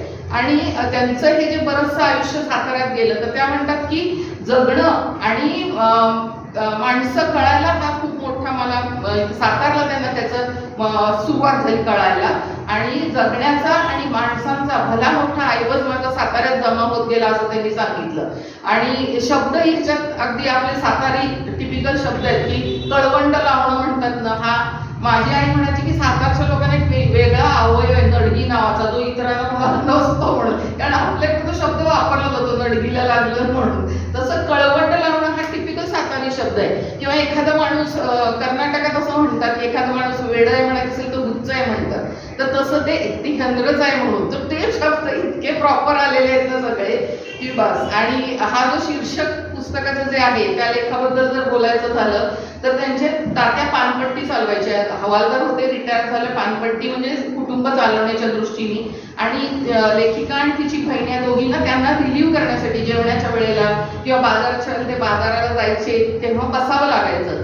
मग बहीण जशी मोठी झाली तसं तिला त्यांनी सांगितलं तू नको दुकानात बसत जाऊ, पण हिला एकटीला बसावं लागायचं. आणि तिला त्या नजरांचा जाच व्हायचा लोकांच्या आणि चिडचिड व्हायची भयंकर. आणि मग आजोबांना समजत कसं नाही की मला का नाही म्हणत तू नको जर बसूस ह्याच्यात. आणि त्या चिडचिडीतून मग ज्या काही घटना घडत गेल्या मग ती तात्यांचा राग करायला लागली. आणि मग ते तसं करता करता मग तिला असं वाटायचं की गुरुवारच येऊ नये, बुधवारनंतर एकदम शुक्रवार यावा, म्हणजे त्या दिवशी बसावं लागायचं दुकानात म्हणून नको, नाहीतर दुकानच बंद पडावं असं वाटायचं. आणि ते दुकान खरोखर बंद पडलं. तो किस्सा मुळात न वाचण्यासारखा आहे की जो तिच्या अगदी हृदयाला धरं पडून गेला की अशा पद्धतीने हे दुकान नको होतं बंद पडायला. तर ते पण केवळ हे आहे. आणि हे सगळं जे आहेत ह्याच्यामध्ये जे टर्निंग पॉइंट्स या लेखांमधले ते अतिशय महत्वाचे आहेत. आणि मला सगळ्यात महत्वाचं या पुस्तकातलं काय वाटलं की तिचे तात्या तिला साधं पान बनवून द्यायची की जे काच, सुपारी आणि चुना इतकंच असायचं, त्याच्यात क्वचित चिमूटभर बडीशेप असायची. इथपासनं हा पान खाण्याचा किंवा पान आवडण्याचा जो प्रवास सुरू झाला तो हा हरिबत्ती आणि लवंग पर्यंत आला. म्हणजे थोडक्यात कसं आहे की एवढ्या साध्या आयुष्यापासनं हे जे असं आयुष्यावर पान आहे किंवा हे आवडणारा माणूस, रसिक माणूस आयुष्यात येणं, ते पान रंगणं आयुष्याचं, इथपर्यंतचा हा सगळा प्रवास या पुस्तकात आहे. आणि हे पुस्तक जरूर वाचा. आपल्या सातारशी रिलेटेड आहे, अतिशय सुंदर लिहिलेलं पुस्तक आहे. थँक्यू.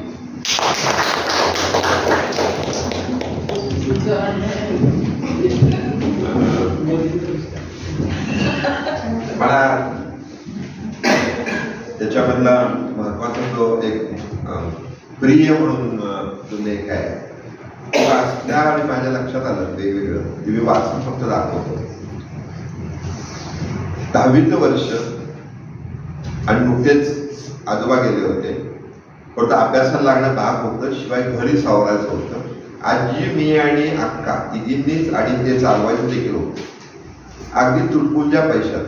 म्हणजे आजोबांच्या मागे येणारी त्यांची पेन्शन, अण्णा म्हणजे माझे वडील आणि मामा काही पैसे पाठवतात. फार वळणार व्हायची. तुझी मुलं क्लास सुटल्यात पेरू घेऊन खायचा तेवढे भरभर निघून यायचे, कारण तेवढे पैसे जवळ नसायचे. पुस्तकातली गणितं सोडताना पैशाचे गणित त्या लहान वयात सोडवावे लागायचे. आता मला कांदे कसे किलो, डाळ कशी किलो काहीच माहिती नसतं. सगळ्या भाज्या घेऊन जाणार किती पैसे झाले विचारते आणि तो सांगेल तेवढे पैसे मी देऊन येते.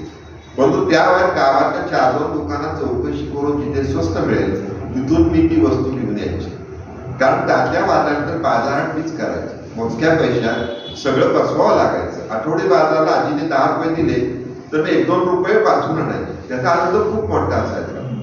कधी कधी पुन्हा मैत्रिणीकडे काही बघितले वाटायचं, आपल्यालाही हे हवं, पण मग स्वतःला समजवायची ती वस्तू नसण्याला फार काय अडत नाही. खूप छान आणि खूप कपडे असावेत वाटायचे, परंतु मोजून 4 ते 5 ड्रेस असायचे. घरात घालायचे 2, सणावाराला कुठे आले गेले तर घालायला मग 2 आणि युनिफॉर्म. एका ट्रंकेत आमच्या तिघींचे कपडे राहायचे. तुला गंमत सांगू, माझं डोकं त्याही वयात क्रिएटिव्ह होतं किंवा परिस्थितीतून आपण शिकत जातो. फुल मॅक्सी किंवा घेरदार लॉंग स्कर्ट, त्यावर टॉप असेच ड्रेस आम्ही घालायचो. मॅक्सीचा वरचा भाग किंवा काकी ती झिजायची, स्कर्ट कुठेतरी मध्ये फाटायचा. तो शेजारच्या घरगुती कपडे शिवणाऱ्या बाईकडे जाऊन तो फाटलेला भाग कापून काढायला सांगून त्याच्यातून एखादा टॉप शिवायला सांगायचे. पॅटर्न माझच. 3-4 रुपयात जुन्यातून नवा टॉप व्हायचा. केवढा आनंद व्हायचा म्हणून सांगू. आणि आता माझ्या मुलींचे ड्रेसेस टॅग देखील न काढता कपाटात नुसतेच लटकत असतात. कंटाळ मग मी ते कोणाला देऊन टाकते तेव्हा काळजी. आणि मी हे वाचलं आणि मला माझं आयुष्य आठवलं की मी कॉलेजमध्ये असताना पैसेच नसायचे ना, किंवा आत्तेभावाच्या पॅन्टी असायच्या तर फुगर घालायच्या. हे जे सगळं आहे ना, किंवा एलबीएस कॉलेजला मी SYला होतो, पैसेच नसायचे. तेव्हा मित्रच कमी जमायचे. थोडक्यात आणखीन एक अडचण होती माणसाची, मित्रच कमी असणं, मैत्रिणी कमी होणं, हे पण त्याच्यामध्ये होतं. हे सगळं होताना शेवटी टॅगवर आलेलं आहे. सोनाली तर बसलेलेच आहे, परंतु आता ती परिस्थिती आहे. परंतु हे पुस्तक म्हणजे मला असं वाटतं की आत्मचरित्र जे तुम्ही म्हणता ते खरं आहे. ते आत्मचरित्र वाटत नाही, ते आपल्याशी इतकं रिलेट करतं प्रत्येकाशी. आणि समजा आताच्या पिढीने वाटतं तरी त्याला रिलेट करेल की त्याला ते काही गोष्टी जाणवत राहते. तर त्यावेळी सार्वजनिक संडास हे मोठं सगळीकडेच ती परिस्थिती. आणि ते सार्वजनिक संडासाला जाणं, जे मला अजून आठवतं, मी कोल्हापूरला राहत होतो, तर संडासच जायचं तर टुकरच असायची खाली. म्हणजे आपण काय जे करायचं ते टुकरच्या अंगावरच करायचं. ह्या ज्या परिस्थिती आहे, या परिस्थिती या पुस्तक शिकवलं तुम्हाला. तुम्ही लिहा. मला काय वाटतं सगळ्यात की तुम्हाला हे पुस्तक शिकवतं की तुम्ही लिहा, तुम्ही घाबरू नका. जे पण आता मी असं कधी कुणाला सांगितलं होतं का? मी हाच सांगायला डेअरिंग केलं की आम्ही बसायचो खाली उठलो, दाडात पडलं की ते डुकराच्या अंगावर म्हणजे असायचं. म्हणजे हे जे आहे ना, ते तुम्हाला कुठं बोललं पाहिजे, तुमचं मन मोकळं केलं पाहिजे. तुम्ही जर रफूच्या पॅड वापरल्या, अडचण होती, ठीक आहे ना, अडचण होती गेली, आपण आपल्या कर्तृत्वाने पुढे आलो, प्रत्येक जण आणि काही केलं. परंतु हे सांगण्यामुळे जर एखाद्या वेळेस समाजामधला एखादा मुलगा, एखादी मुलगी पण तिशी वेगळ्या विचारात जाईल, तिचं जर फ्रस्ट्रेशन जर जात असेल, हे तुम्हाला बोललं पाहिजे. आणि मला असं वाटतं की सगळ्यात महत्त्वाचं हे पुस्तक जर तरुण पिढीने वाचलं तर त्याच्या मनामध्ये कुठलं फ्रस्ट्रेशन असू शकतं, अभ्यासाचं असेल, परिस्थितीचं असेल, येणाऱ्या नोकरीच्या काळजीचं असेल, तर तुम्हाला किती पैशामध्ये जीवन जगता येतं जे पूर्वी माणसं जगायची ते शिकवू. त्यामुळे युवा पिढीला हे अतिशय आदर्शदायी पुस्तक असं मला वाटतं. हे पुस्तक वाचल्यानंतर जुन्या माणसांना आठवणी येतीलच की किती वर्ष आपण सार्वजनिक, म्हणजे आता जर लोकांना सांगितलं आपलं की जसं नगरपालिकेमध्ये त्या लोकांना, जी लोक या कॅटेगरीमध्ये होती त्या अनुकंप आहे, तर आता ते मुलांना सोडतो त्यांना अनुकंप काय, त्यांच्या मुलांना नोकरी सहजबरी का मिळते नगरपालिकेत, गाडी कुठं का मिळते, त्यांना हे कळत नाही की त्या कालावधीमध्ये इथंच परिस्थिती होती. शारवार आमचे संडास समोरच होते की खराट्याने सगळं ते साफ करायचं, डोक्यावर भात न्यायचं, सगळं उघड त्याच्या अंगावर यायचे. हे आपण बघितलेलं आहे, लोकांना सांगितलं पाहिजे. ज्यांना माहित नाही त्यांना सांगितलं पाहिजे, पण त्यांना कळेल की त्या समाजाला तुम्हाला किती दिलं पाहिजे. नवीन पिढीला सुद्धा शिक्षणच नव्हतं त्यांच्याकडे. तुम्ही शिक्षणात तर पुढे गेलेले आहात. त्या काळातली लोक, इंग्रज जेव्हा आले तेव्हा पुढे कोण गेलं, जी शिकलेली मंडळी तिथे पुढे गेली, त्यांनी पाटापाटा नोकऱ्या बदलल्या आणि ते इंग्रजांच्याकडे गेले. त्यामुळे हे पुस्तक नाही, हे मार्गदर्शक असं पुस्तक आहे. मला अतिशय या पुस्तकाबद्दल मला चांगलं असं वाटलं की ज्या पद्धतीतून लिहिलंय, हा फॉर्मच वेगळा आहे. मला माहित नाही काय फॉर्म तुम्हाला कसं सुचला, काय झाला, पण ते वेगळ्या पद्धतीचं पुस्तक समाजापुढे आहे. तेव्हा मला वाईट असं वाटतं की 11/2025 रोजी दिलेलं पुस्तक मी नोव्हेंबरमध्ये वाचलं. हे किती वाईट आहे, हे किती वाईट आहे. त्याचा अर्थ असा होतो की तुम्हाला दिलेली पुस्तक पटापटा वाचा, तुम्ही कुठल्याही वर्षातलं चांगलं घ्या, हे काम झालं पाहिजे आपल्या हातातनं. पुन्हा एकदा मी त्यांचं विशेषतः शाळेच्या घरावर आभार मानतो की तिने सातारच्या आठवणी, विशेषतः सातारच्या आठवणी दिलेल्या आहेत, मोडच्या आठवणी दिलेल्या आहेत, वाटर कॉलनीच्या आठवणी दिलेल्या आहेत. ते फार मला महत्वाचं वाटतं. त्यानंतर मी मान्य मुकुंद फडके यांना विनंती करतो की आपण या ठिकाणी आपण बोलतो.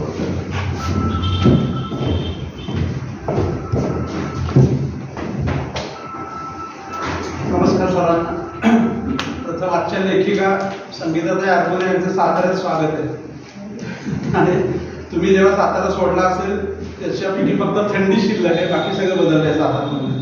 पण तुम्ही जेव्हा सातारा सोडला तेव्हा राजवाडा चौपाटीवर फक्त 2 पाणीपुरीच्या गाड्या असतील, आता तिला चौपाटी म्हणतो आम्ही, कारण समुद्रात असताना चौपाटी असणार एकमेव सातारा असेल. तिथं सगळे खाऊ गल्ली आहे, तर तुम्हाला वेगळा सातारा पण त्यानिमित्तानं बघायला मिळाला. आणि आत्तापर्यंत माझ्यापूर्वी जे वक्ते बोलले किंवा श्रीमंतीताई असतील, शिल्पाताई असतील आणि सूत्रसंचालनाच्या निमित्तानं शिरीषराव बोलले, त्यावेळी बहुतेक माझे मुद्दे त्यांनी कव्हर केले. म्हणजे परवा एका व्याख्यानात मी मम म्हणेल किंवा अनुभव दिल काही घ्यायला, तर त्याच्या व्यतिरिक्त काही बोलता येतं की याचा प्रयत्न मी करणार आहे आणि काही प्रश्न पण उपस्थित करणार आहे ज्याची उत्तरं मला अपेक्षित आहेत लेखिकेनं त्यांच्या उत्तराच्या वेळी द्यावीत. की पहिलं म्हणजे हे शीर्षक का दिलं, श्रीमंतीताई म्हणल्या शीर्षक हे का दिलं, तर यातल्या ज्या लेखकांची आपण यादी बघितली तर त्यातल्या बाकी लेखांची जर आपण हेडिंग बघितलं त्यापैकी कुठलं शीर्षक जास्त चपकलदार असाचा विचार मी करत होतो पत्रकाराच्या नजरेने. पण हे शीर्षक जेव्हा बघितलं तर लक्षात आलं हे आकर्षक आहे. आणि मला वाटतं हे शब्दालय प्रकाशनाचं 750 प्रकाशन आहे. श्रुतीताई यांनी इथं आले त्या 750 प्रकाशन याच्यापेक्षा वेगळं असू शकत नाही. आणि बहुतेक अनेक वेळा लेखकाचं शीर्षक वेगळं असू शकतं, प्रकाशकाचा आग्रह वेगळा असू शकतो, ते पण असू शकतं की तुम्ही दिलेलं असेल, पण हे चपकल बसलेलं आहे आणि मुखपृष्ठाचं निश्चितच त्यापेक्षा चपकल आहे की ज्या प्रकारे त्याच्यातलं तुम्हाला कळतंय. आणि मला याच्यामध्ये सर्वात महत्त्वाचं काय वाटलं की लेखिकेनं सगळ्यांनी सांगितलं, लेखिका आणि तिच्या आई बहिणीची आई खूप लवकर वारली, आजी आजोबाने आई वडिलांसारखं सांभाळलं, हे सगळं झालेलं. पण लेखिकेनं प्रत्येक पात्रामध्ये आपली आई बघितलेलं दिसून येते. तिनं आपल्या आजीमध्ये आई बघितली, आजोबांमध्ये आई बघितली, खूप वर्षाला भेटायला येणाऱ्या मावशीमध्ये पण आई बघितली आणि घरातली जी चित्रा नावाची तिच्यामध्ये पण आई बघितली किंवा नंतर जाणाऱ्या मुलींमध्ये सुद्धा आईच बघितली. म्हणजे आईचा शोध या लिखाणामध्ये आपल्याला सातत्यानं दिसतो. आणि सर्वात दुसरं महत्त्वाचं वैशिष्ट्य मला काय जाणवते की अस्पर्श विषयांना स्पर्श करणं हे धाडस लेखिकेने निश्चित याच्यामध्ये केले. कारण एखाद्या लेखिकेनं 120 हरिपत्ती लावून गाडी मी हा विषयावर लिखाण करावं. खरं आपण जर बघितलं ना, म्हणजे आपल्या सगळ्यांच्या कुलदैवता कुठल्या असतात, प्रत्येक कुलदैवताला तांबूरबाईची प्रथा आहे, तुम्हाला माहिती असेल. तिथं विडा असतो, म्हणजे आपण ज्या देवी किंवा भगवान मानतो त्यांना आपण तांबूल देतो तिथं चालतं, पण एखाद्या महिलेनं पान सगळं आपल्याला चालत नाही. आणि हे तुम्ही खूप स्पष्टपणे मांडलेलं आहे की ह्या प्रकारे मला आवडतं पान, मी ते खाते आणि त्या पद्धतीचं वर्णन त्याच्यामध्ये, म्हणून हे लेखकाचं हे पण शीर्षक असेल की मगाशी जो शौचालयाचा विषय झाला तो पण अस्पर्श लिखाण. मगाशी श्रीमंतीने उल्लेख केला की मोदींनी जेव्हा लाल किल्ल्यावर घोषणा केली आणि जेव्हा त्या परदेशात सुद्धा तिने हा विषय मांडला त्या विरोधी पक्षाने टीका केली, हा विषय काय मांडायचा आहे का, तुम्ही गेले कित्येक वर्ष केलं नाही आणि तुम्ही हे जागतिक स्तरावर का सांगता. पण अजून ती परिस्थिती आहेच. जर टॉयलेट एक प्रेम कथा अक्षय कुमारचा चित्रपट त्या विषयावर येऊ शकतो आणि तो वाचतो तर अनेक लोक बघतात आणि अनेक वेळा त्याच्या गमती पण व्हायच्या की लोक कसे हा बाप केला मी जातो, हा बाप के कोण पिक्चरला जाता म्हणजे मी हा बाप के कोणला जातो, पूर्ण म्हणायचं नाही. त्याचा अनेक वेळा कुठल्या पिक्चरला चालत टॉयलेटला चाललं, म्हणजे टॉयलेट एक प्रेम कथाला चाललं, अशा गमती पण तेव्हा घडायची. पण हे पिक्चर सुद्धा त्या निमित्तानं समोर आले होते. अस्पर्श विषय जे आहेत त्या अस्पर्श विषयाला एक शब्द त्यांनी दिलेला आहे याच्यामध्ये. आणि सर्वात महत्त्वाची गोष्ट याच्यामध्ये काय की ज्या गोष्टी आतापर्यंत आपण बोलत नाही, ज्या गोष्टी आपल्यासमोर येत नाही, त्या सगळ्या गोष्टींचा विषय याच्यामध्ये. आणि श्रीमंतीताई म्हणल्या त्याप्रमाणे आत्मचरित्र आहे, ललित लेख संग्रह आहे का कथा आहेत, तर माझं त्यालाच अनुभव झालं हे आत्मचरित्रात्मक लेखसंग्रह. कारण हे कोलाज आहे, आठवणींचा कोलाज आहे. आठवणीचा कोलाज म्हणजे आपण पूर्वी काही बघतो ना की आठवते आपल्याला सगळं, आपण एक टाकीमध्ये लिहू शकतोय. याच्यावर जर एखादी वेब सिरीज झाली ना तर एपिसोड 1 to एपिसोड 8 असे होऊ शकतील, असे ते भाग आहेत. अनेक गोष्टी वेगळ्या आहेत की त्याच्यामध्ये नक्कीच आत्मचरित्र आहे, कारण ज्या गोष्टी त्यांनी सांगितलेल्या आहेत त्या, आणि त्यांनी दुःख मांडलेलं आहे पण त्याचा भाऊ केलेला नाही, त्याचा बाजार पण मांडलेला आहे. ज्या मुलींचे आई लवकर गेलेली आहे त्यांना दुःख होणारच आहे, पण ज्या प्रकारे आजी आजोबा जबाबदारी घेतात आणि सांभाळतात ते निश्चितच चांगलं. पण ज्या एखादा विषय कशा प्रकारे आहे, तर एकाचा उल्लेख झाला नाही म्हणून लेखात सांगतो. 5 रुपयाची गोष्ट हा नावाचा लेख आहे त्याच्यामध्ये. आता लोणंदमध्येच असताना मला वाटतं ते ज्या घरात राहतो ते 40 रुपये भाडं होतं, आणि त्या घरामध्ये खूप गैरसोयी होत्या. बाथरूम नव्हतं, बाथरूम बाहेर असायचं, आणि मुली बाथरूमला जाताना आजीला पहारा द्यावा लागायचा. ही परिस्थिती होती. म्हणून त्यांना जे नवं घर मिळणार होतं ते घरातल्या बाथरूम सगळं मिळणार होतं, तर त्याचं भाडं 45 रुपये होतं. म्हणजे आधी 40 रुपये, आता 45 रुपये. पण तेवढं परवडत नव्हतं. त्या गोष्टीवर मला वाटतं एक वाटाघाटीमध्ये ते थांबलं की मालक म्हणायचं मला 45 पाहिजे, आजोबा यांचे म्हणायचं मी 40 पेक्षा वर देत नाही. त्यामुळे ते घर फक्त ते घेऊ शकले नाही. पण नंतर मला वाटतं ही कथा बघा किती, एक नाट्य किती कथेमध्ये बघा, लेख आहे हा पण त्याच्यामध्ये नाट्य किती आहे बघा. तेव्हा कुणीतरी सुचवलं, ह्या मुली दोघी पानपट्टीवर बसवत होत्या आजोबांच्या. ते सांगितलं रोज थोडेफार 10-20 पैसे जर तुम्ही घरी आणले आजोबांच्या नकर, तर महिन्याला 5 रुपये जमतील, आणि तुम्ही 40 रुपयाला स्वीकारा आणि 5 रुपये वेगळे द्या, आजोबांना काही सांगूच नका. आणि या मुलींनी तसं केलं, आणि आजी मोजायची रोज आणि सांगायची 20-22 दिवसानं 5 रुपये जमले का, उद्यापासून पैसे आणू नका. म्हणजे हे केवढं मोठं नाट्य या घटनेमध्ये होतं. पण नंतर त्याच्या लक्षात ही चोरी एक प्रकारची, ही चोरी आहे. आजीने पण नंतर हे आजोबांना सांगितलं, पण अशा प्रकारे करू नका. नंतर वडिलांना सांगितलं, वडील म्हणजे मी तुम्हाला दर माझ्या मनी ऑर्डर पाठवतो, 5 रुपये जास्त पाठवत देईन, पण अशा प्रकारे लहान वयामध्ये तुम्ही असं करू नका. पण ही गोष्ट लक्षात घ्या, 5 रुपयाचा विषय कधीची गोष्ट ही साधारण 70-75-80च्या सुमाराची, 80च्या आसपासची असते. हा तेव्हा हे निश्चितच की ही एक प्रकारे शिकवण्याची पण गोष्ट आहे.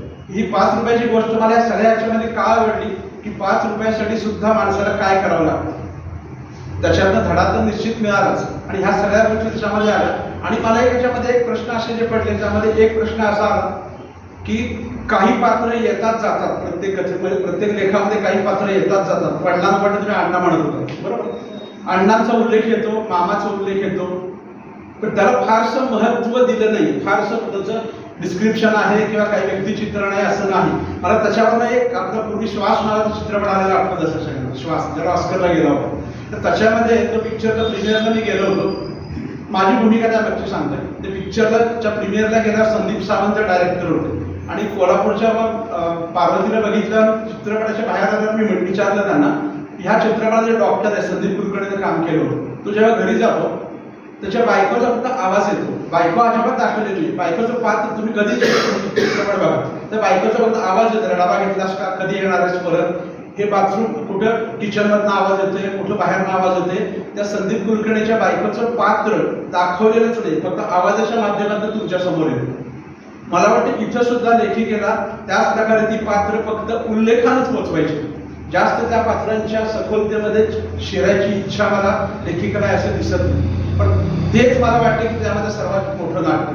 आणि मला वाटतं जर याचा सिक्वेल आधुनिक परंपरेप्रमाणे सिक्वेल जर लेखिकेला काढायचा असेल तर त्याच्यामध्ये तुमच्या वडिलांचं पात्र, तुमच्या सावत्र आईचं पात्र जर शक्य असेल तर इथं जे आहे ते, अजून मामाचं पात्र, मामीचा उल्लेख आहे शौचालयाच्या निमित्तानं, मामीचा उल्लेख एका ठिकाणी दिसतो आपल्याला की तांब्या परत करताना हंडी घेऊन जायची वर, असा उल्लेख त्याच्यामध्ये आहे.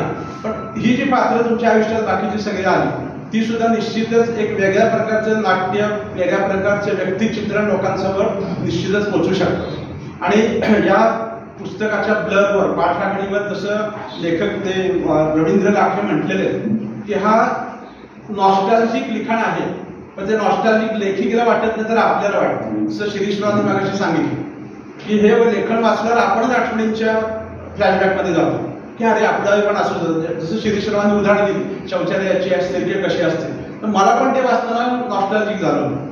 आणि हे ह्या लेखनाचं वैशिष्ट्य आहे, तेवढंच त्याचं मूल्य पण आहे की लेखिका स्वतःला एक प्रकारे अलूप म्हणजे बाजूला ठेवून लिखाण करते, पण वाचकांना मात्र तुम्हाला ते भूतकाळात ढकलते की तुमच्या वेळी कसं होतं बघा बरं आहे, माझ्याप्रमाणेच होतं का.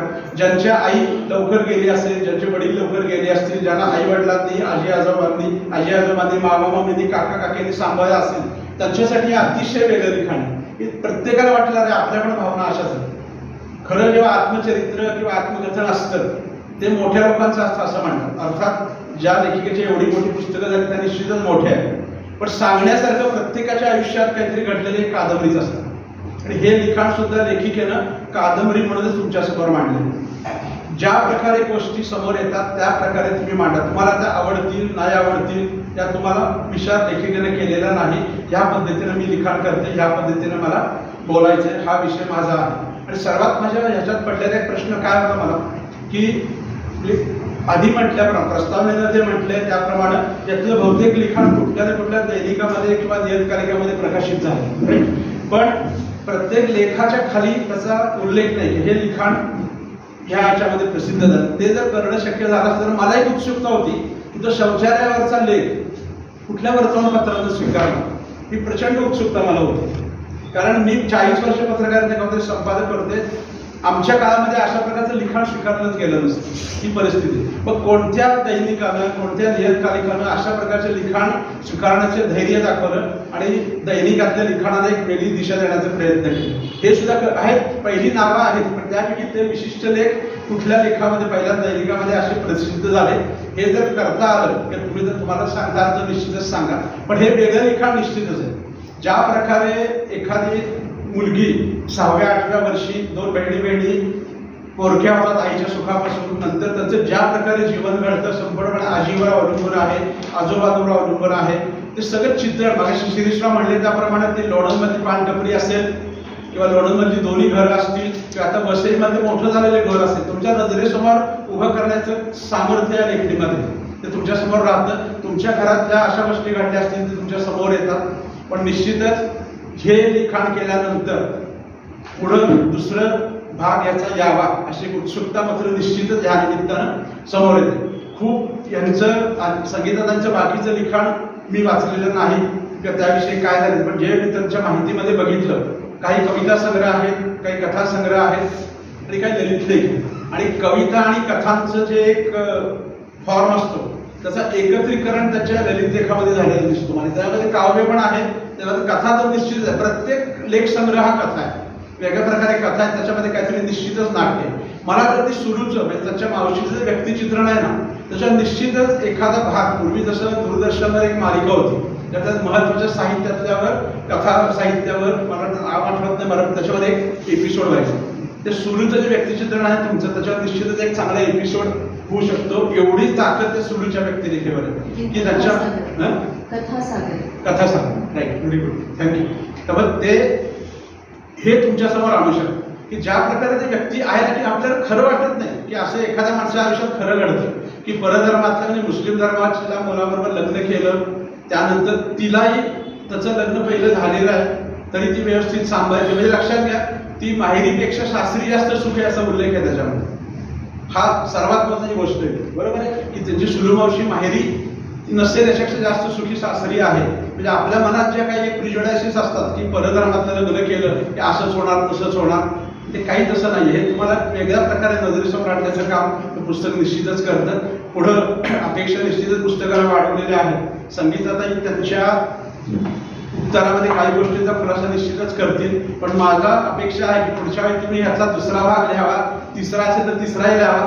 त्याच्यावर लोकार्पण आपण इथंच करू, शिरीषराव निश्चितच सोय करतील. तेव्हा आपण परत एकदा वेगळे लेखक किंवा आम्ही परत त्याच्यावर चर्चा करायला निश्चितच उत्सुक आहोत. आणि ह्या माझ्या भाषणाच्या शेवटी त्यांनी आई तू हवी होतीस लेखाच्या शेवटी एक काव्य लिहिलेलं. मी मगाशी म्हटलं तसं 5 ओळीचंच आहे, ती किती सुंदर आहे बघा. ते वाचतो आणि मी थांबतो की आईपणाला नुसती नसते सुरुवात नसतो अंत, ते असतं अनादी अनंत. आई कधीच निवर्तत नसते, आपल्याच लेकरांच्या पोटी ती पुन्हा पुन्हा जन्म घेते. म्हणजे आई गेल्यावर ज्याला मुलं यांना आई कधी आठवली होती की जेव्हा गर्भारपण आणि बालपणाच्या काळामध्ये आईला खऱ्या अर्थानं कुठल्याही महिलेला खऱ्या अर्थानं आईची गरज असते. तेव्हा ती आई नव्हती, तेव्हा त्या वेदनेचे त्यांनी हा लिखाण केलेलं आहे. पण जेव्हा मुली झाल्यानंतर लक्षात आलं नाही की आई पुन्हा पुन्हा आपल्या पोटी जन्म घेतच असते. धन्यवाद. तिघा जणांना मी बोलायचं सांगितलं आणि मला खात्री होती नोलकर मॅडम, चिटणीस मॅडम आणि मुकुंद खडके त्याला योग्य न्याय देतील. मला असं वाटतं की तो दिला गेला. परंतु 2-3 गोष्टी मला मुकुंद खडके म्हणतात असं मला तर सुरू मावशीला भेटायची इच्छा झाली. मी पहिल्यांदा त्यांना फोन केला, सुरू मावशीला तुम्ही भेटला का? आणि त्यात आहे उल्लेख की मुले मुलाकडे राहायला वगैरे गेला वगैरे. पण त्या पात्रांना भेटावची इच्छा होती किंवा पुस्तक त्यांचं आहे. पण मला असं वाटतं की लोणंदला जाऊन ती पानपट्टीची जागा कुठली ती बघा, ते कुठं राहत होते ते बघावं, किंवा सातारामध्ये जे कुठं राहत होते ते बघावं, किंवा त्यांच्या आता सावत्र आहेत का त्यांना भेटावं, त्यांच्या लहान भावाला भेटावं. त्यांची मोठी बहीण माझ्या माहितीप्रमाणे गेली नुकतीच, 2-3 महिन्यापूर्वी, 6 महिन्यापूर्वी. तर हे तुम्हाला भेटायला वाटणं त्या पात्रांना जाऊन हे केवढं आहे. म्हणजे मला नक्की आठवते की मी कोल्हापूरला गेल्यावर काय करू दे, मी डुकराचं जसं उदाहरण दिलं ना, ते घर जाऊन बघून येतो. त्या धर्मशाळेत आम्ही जिथं राहत होतो तिथं जाऊन येतो.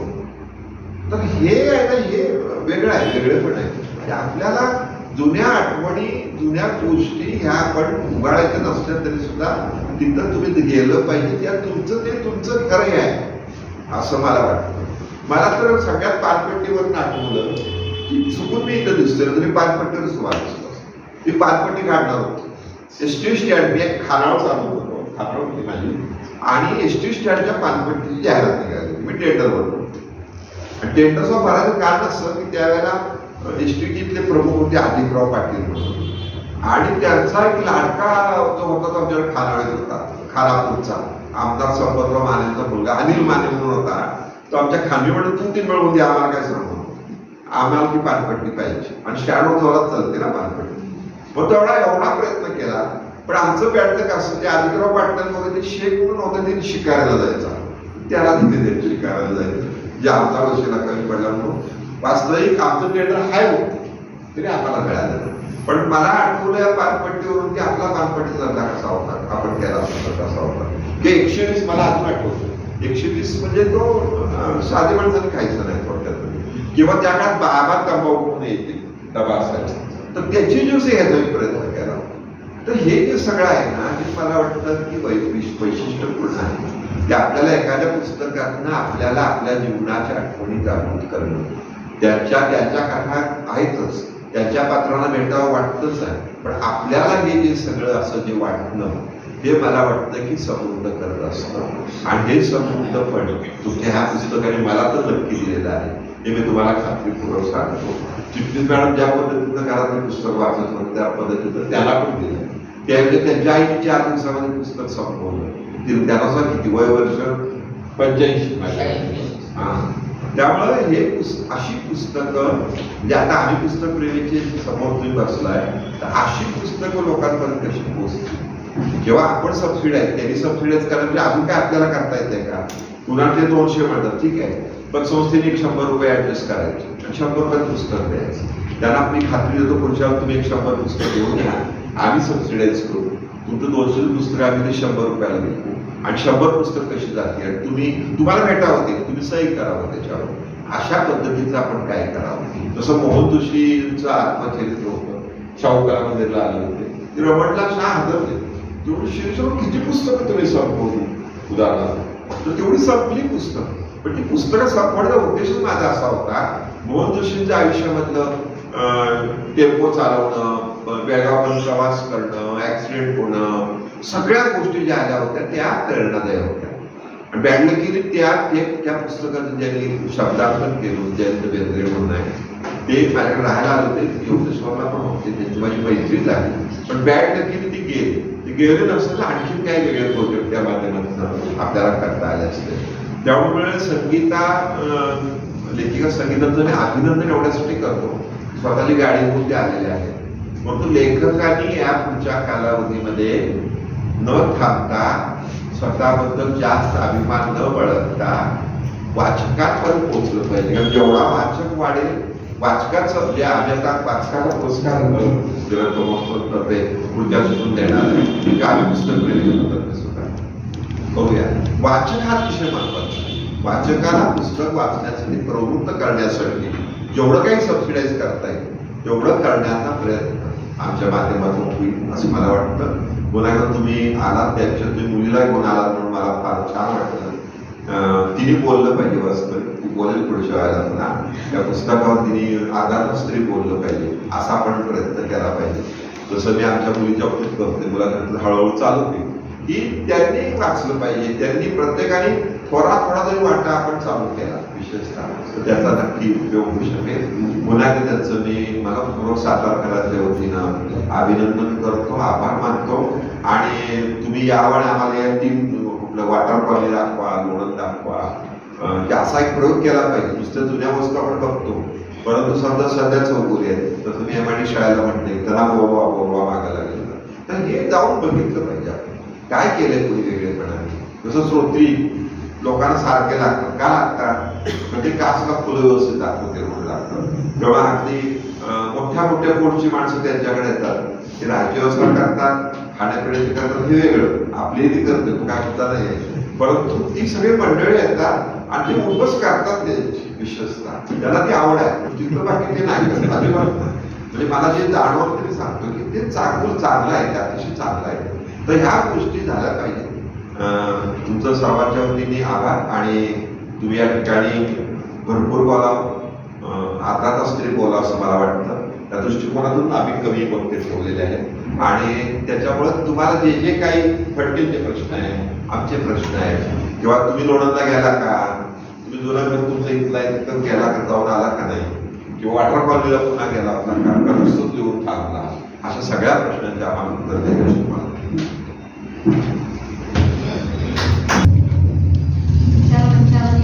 आदरणीय श्री सर शिल्पा चेके, माननीय सीमांजली नेमकर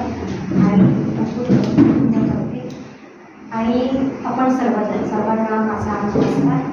खरं तर हे सगळे वक्ते इतकं छान बोललेले आहेत, पुस्तकातल्या महत्त्वाच्या जागा त्यांनी इतक्या छान पद्धतीने उलगडून दाखवलेल्या आहेत की आता मी काय बोलणार असं मला वाटतंय. आणि मला पहिल्यांदा श्रीजी चिटणीस यांचे आभार मानायचे की खरं तर त्यांनी इतक्या आपलेपणाने हा कार्यक्रम आयोजित केलेला आहे. आणि एकूणच त्यांचं जे दीपलक्ष्मी सहकारी पतसंस्थेद्वारे ते अशा पद्धतीचे कार्यक्रम राबवत आहे, साहित्यिक कार्यक्रम, हे खरोखरच खूप कौतुकास्पद आहे. आणि एकूणच त्यांच्या आता बोलण्यातून त्यांची जी साहित्यिक तळमळ आहे ती दिसली. आणि खरोखरच अशा प्रकारची माणसं साहित्यामध्ये आज गरजेची आहेत. आणि तुमच्या सगळ्या पुढच्या कार्यक्रमाला मी शुभेच्छा देते. खरं तर पुस्तकावर म्हणजे इतकं मला भारावल्यासारखं वाटतं की खरंच म्हणजे मला माहिती नसलेल्या मी लिहून मोकळी झाली, पण या सगळ्यांनी त्यामध्ये काय काय आणि कसं कशा पद्धतीने चांगलं आहे ते मला सांगितलेलं आहे, तुम्हालाही सांगितलेलं आहे. खरोखरच काय बोलावं मला कळत नाही आहे. तर मी थोडंफार बोलणार आहे की पहिल्यांदा म्हणजे एक ऋणानुबंध असतात आपले की श्रीजींची माझे काही ऋणानुबंध आहे की त्यांना या पुस्तकातलं खूप सारं भावलेलं आहे. भावले म्हटल्यापेक्षा त्यांच्या जीवनाशी सुद्धा ते निगडीत आहे. तर मला वाटतं कुठेतरी या ऋणानुबंधाच्या गोष्टी असतात. आणि साताऱ्याबद्दल मला इतकं आकर्षण आहे, परंतु या गावाची तसं माझं म्हणजे मला फारसा सहवास नाही मिळालेला या गावाचा.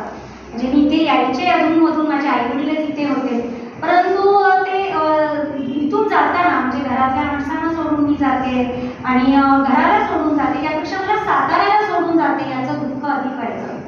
कारण सातारा अनेक कारणाने मला आवडलेला होता. म्हणजे इथला निसर्ग, म्हणजे ते समोर आम्ही लोणंदवरून साताऱ्याला यायचो तेव्हा तो समोर अजिंक्यतारा दिसायचा, मला प्रचंड आवडायचं. इथला पाऊस मला आवडायचा, कारण लोणंदमध्ये तसा पाऊस फार कमी पडतो. निसर्गही तिथे थोडंसं म्हणजे सातारा जिल्ह्यातच ते गाव आहे, पण थोडंसं ओसाड आहे असं म्हटलं तरी चालेल. त्यामध्ये सातारा खूप असं समृद्ध आहे आणि हिरवाईने नटलेलं आहे असं मला वाटतं. म्हणजे त्या काळात तर मला खूप आवडायचं तो तिथला पाऊस. अर्थात मुंबईलाही भरपूर पाऊस आहे, पण मला वाटतंय आजकाल सगळ्याच गावातल्या पावसाने आपले रंग कसे बदललेले आहेत ते आपण बघतोच आहोत. तर आणि हे या पुस्तकातल्या जे सगळ्या आठवणी त्या साताऱ्याशी निगडीत आहे आणि साताऱ्याच्या पुस्तकाचं पुन्हा लोकार्पण व्हावं. खरं तर ही खूप भाग्याची, म्हणजे माझ्यासाठी नाही तर या पुस्तकाच्या देखील खूप भाग्याची गोष्ट आहे असं मला वाटतं. आणखी मला आता नुकतंच या शीर्षकाबद्दल विचारलं मुकुंद सरांनी, तर मी असं म्हणेन, आणि सरांनी हे मला पान आवडतं असं सांगितलेलं आहे, परंतु अर्थात मला मसाला पान आवडते, हे जे ह्यातल्या 120 हा प्रकार आहे तो माझ्या आवडीचा नाही आहे. आणि ते पान माझ्या मिस्टरांना आवडायचं. म्हणजे मी त्या पुस्तकात सुरुवातीलाच दिलेलं आहे की आम्ही कुठे हॉटेलमध्ये जेवायला गेलो आणि मुंबईमध्ये हॉटेलच्या बाहेर पानाची टपरी असते आणि सुरुवातच आहे त्या लेखाची की ते आम्हाला सांगायचे जा माझ्यासाठी पान घेऊन या. आणि त्यांचं पान कसं ते पूर्ण सांगणार 120 हरिपत्ती लवंग, आणि चुकून माझी त्यातली इलायची राहून गेली, पण ती इलायची सुद्धा त्याच्यामध्ये असायचं. तर त्यामुळे आणि म्हणजे हा लेख मला खूप म्हणजे मला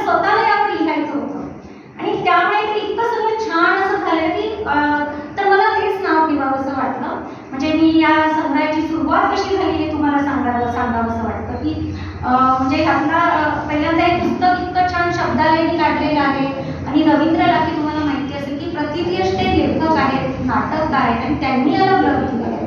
आणि आपले सरदार जाधव त्यांचं उद्घाटन तुम्ही बघता ते अतिशय सुंदर आणि बोलक आहे. तर या सगळ्या या पुस्तकाच्या जमेच्या बाजू आहेत असं मला वाटतं. आणि यातल्या मी प्रिय या लेखाबद्दल मी बरंचसं लिहून आणलं होतं की अर्धा तास बोलायला सांगितलं होतं, परंतु आपण सगळेजण भरपूर बोललेले आहात, त्यामुळे फारसं काही बोलायचं राहिलंय असं मला वाटत नाही, तरी पण मी बोलणार आहे. तर या पुस्तकाबद्दल म्हणजे त्यातला जो प्रिय हा लेख आहे, तर कोरोनाचा काळ होता तो आणि त्यावेळेस आपले संजय आवटे पत्रकार आहेत, आपल्याला माहिती आहे की त्यांनी फ्रेंड आहेत ते माझे, आणि त्यांनी FB वर आवाहन केलं होतं की तुम्हाला आयुष्यामध्ये काहीतरी कुणाला सांगायचं आहे ते तुम्ही पत्र रूपात घ्या, कारण तो काळ आपल्याला माहिती आहे की कसा होता आपल्या दृष्टीने, सगळं उदासीची छाया होती सगळीकडे. आणि त्यांनी सांगितलं की तुम्हाला कुठल्या तुमच्या आयुष्यातल्या एखाद्या व्यक्तीला काही सांगायचंय किंवा काही सांगायचं राहून गेलेले ते तुम्ही पत्रामध्ये लिहा, अतिशय मोकळेपणाने लिहा. ते पत्र तुम्ही पाठवा किंवा नका पाठवू, पण ते लिहून काढा. आणि मग मी ते लिहायला सुरुवात केली. माझे एक शाळेत असतानाची आठवणीला, आणि मी मनापासून ते सगळं लिहिलं आणि खूप सुंदर लेख झाला होता तो. म्हणजे मला स्वतःला आवडला, लेखकाला स्वतःला या टप्प्यावर काय चांगलं आणि काय वाईट, म्हणजे मला तरी स्वतःला कळतं की वाटतं की ठीक आहे, मनासारखं जमून येणं खूप महत्त्वाचं असतं. तर मी तो लेख तत्रैव हा एक डिजिटल अंक आहे, प्रमोद कुमार राणेला माहिती असतील आपल्याला, तर ते तो अंक काढतात आणि पूर्ण साहित्यिकांमध्ये तो महाराष्ट्रभर अंक जातो. तर त्या अंकाला मी तो लेख पाठवला आणि मला अनेक जणांचे फोन आले, तो लेख आवडल्याचं त्यांनी सांगितलं. आणि मग नंतर मलाही असं जाणवलं की अरे म्हणजे चांगलं आहे की हे अशा पद्धतीचं लिहिणं, आणि आपल्या मनामध्ये तर खूप काही आतमध्ये साचलेलं आहे, तर ते सगळं लिहून काढायला काय हरकत आहे. आणि त्यानंतर मी तो हिरवा तो 120चा लेख लिहिला आणि तो लेख अतिशय दीर्घ होता. पुस्तकामध्ये आपल्याला तो पाहायला मिळेल, खूप दीर्घ लेख आहे तो. आणि हा इतका दीर्घ लेख, दिवाळी अंकाने जागांची मर्यादा असते, तर इतका दीर्घ लेख कोण घेणार. म्हणून मी विजयराज बोथटकर आपल्याला माहिती असेल, चित्रकार आहेत, महाराष्ट्र टाइम्सला त्यांचं सदर असतं, तर त्यांना मी सहज बोलता सांगितलं की अशा पद्धतीचा लेख आहे, तर काय करता येईल. तर त्यांनी सांगितलं मला की तो माझ्याकडे पाठवा. आणि त्यांनी तो लेख वाचून बघितला, त्यांना इतका आवडला की दीपलक्ष्मी हा जो अंक आहे, दिवाळी अंक आहे, म्हणजे 67 वर्षाची परंपरा लाभलेला अंक आहे, त्यानंतर ते हेमंत रायकर त्याचे संपादक आहेत, त्यांना तो अंक म्हणजे लेख पाठवला. त्यांना तो इतका आवडला की त्यांनी त्या वर्षीच्या दीपलक्ष्मीमध्ये त्या लेखाला पहिल्या पानावर स्थान दिलेलं आणि त्याचं चित्र विजयराज बोधनकरांनी त्यावेळेस काढलेलं होतं. आणि मला त्यावेळेस हेमंत रायकरांनी आणखी एक गोष्ट कबूल करून घेतली की यानंतरच्या प्रत्येक वर्षी तुम्ही आमच्या अंकासाठी लिहिणार आहात. म्हणजे 67 वर्षाची परंपरा लाभलेला आणि महाराष्ट्रभर जाणाऱ्या अंकाचे संपादक आपल्याला असं सांगतायत, तर मला ही माझ्या लिखाणासाठीची खूप मोठी अशी पोचपावती वाटली. आणि त्यानंतर मी तो हिरवा गोरगा गुंठण हा लेख लिहिला आणि तो लेख सुद्धा अतिशय दीर्घ होता, परंतु तो देखील हेमंत रायकरांनी अक्षरशः म्हणजे त्यामध्ये देखील काहीही न काढता तो लेख घेतला आपल्या अंकामध्ये. आणि त्यावेळेस देखील मला अनेक म्हणजे अंकांकडून फोन आले, म्हणजे आवडल्याचे तर आले, पण काही अंकांनी मला की त्यावेळेस सांगितले की आम्हाला तुम्ही पुढच्या वर्षी देणार आहात, अशा पद्धतीचं लिखाण आम्हाला हवे. परंतु यामधले जे लेख आहेत तर त्यातला कुठलाही लेख मी लिहायचा म्हणून लिहिलेला नाही, आतून मला कशी साध अशी आहे मी ते लेख लिहिलेले नाही.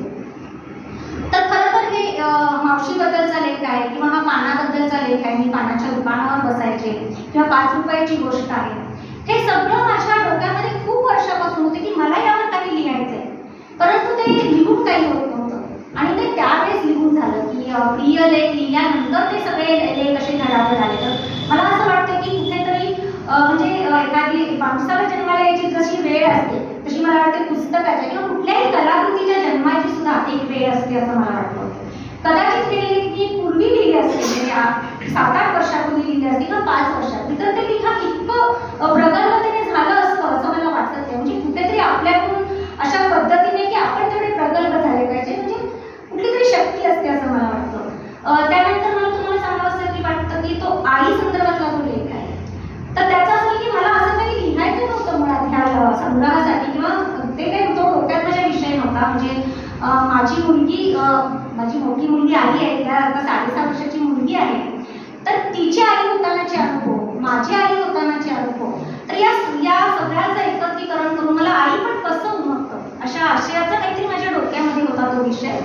परंतु लिहिता लिहिता मला माझ्या आईचं अकाली जाणं, त्यानंतर आमच्या वाट्याला आलेलं ते सगळं पोटकेट पड आणि आईचा अभाव, हे इतकं काही माझ्या डोक्यामध्ये सगळं यायला लागलं की नकळत माझ्याकडून ते लिहून झालं.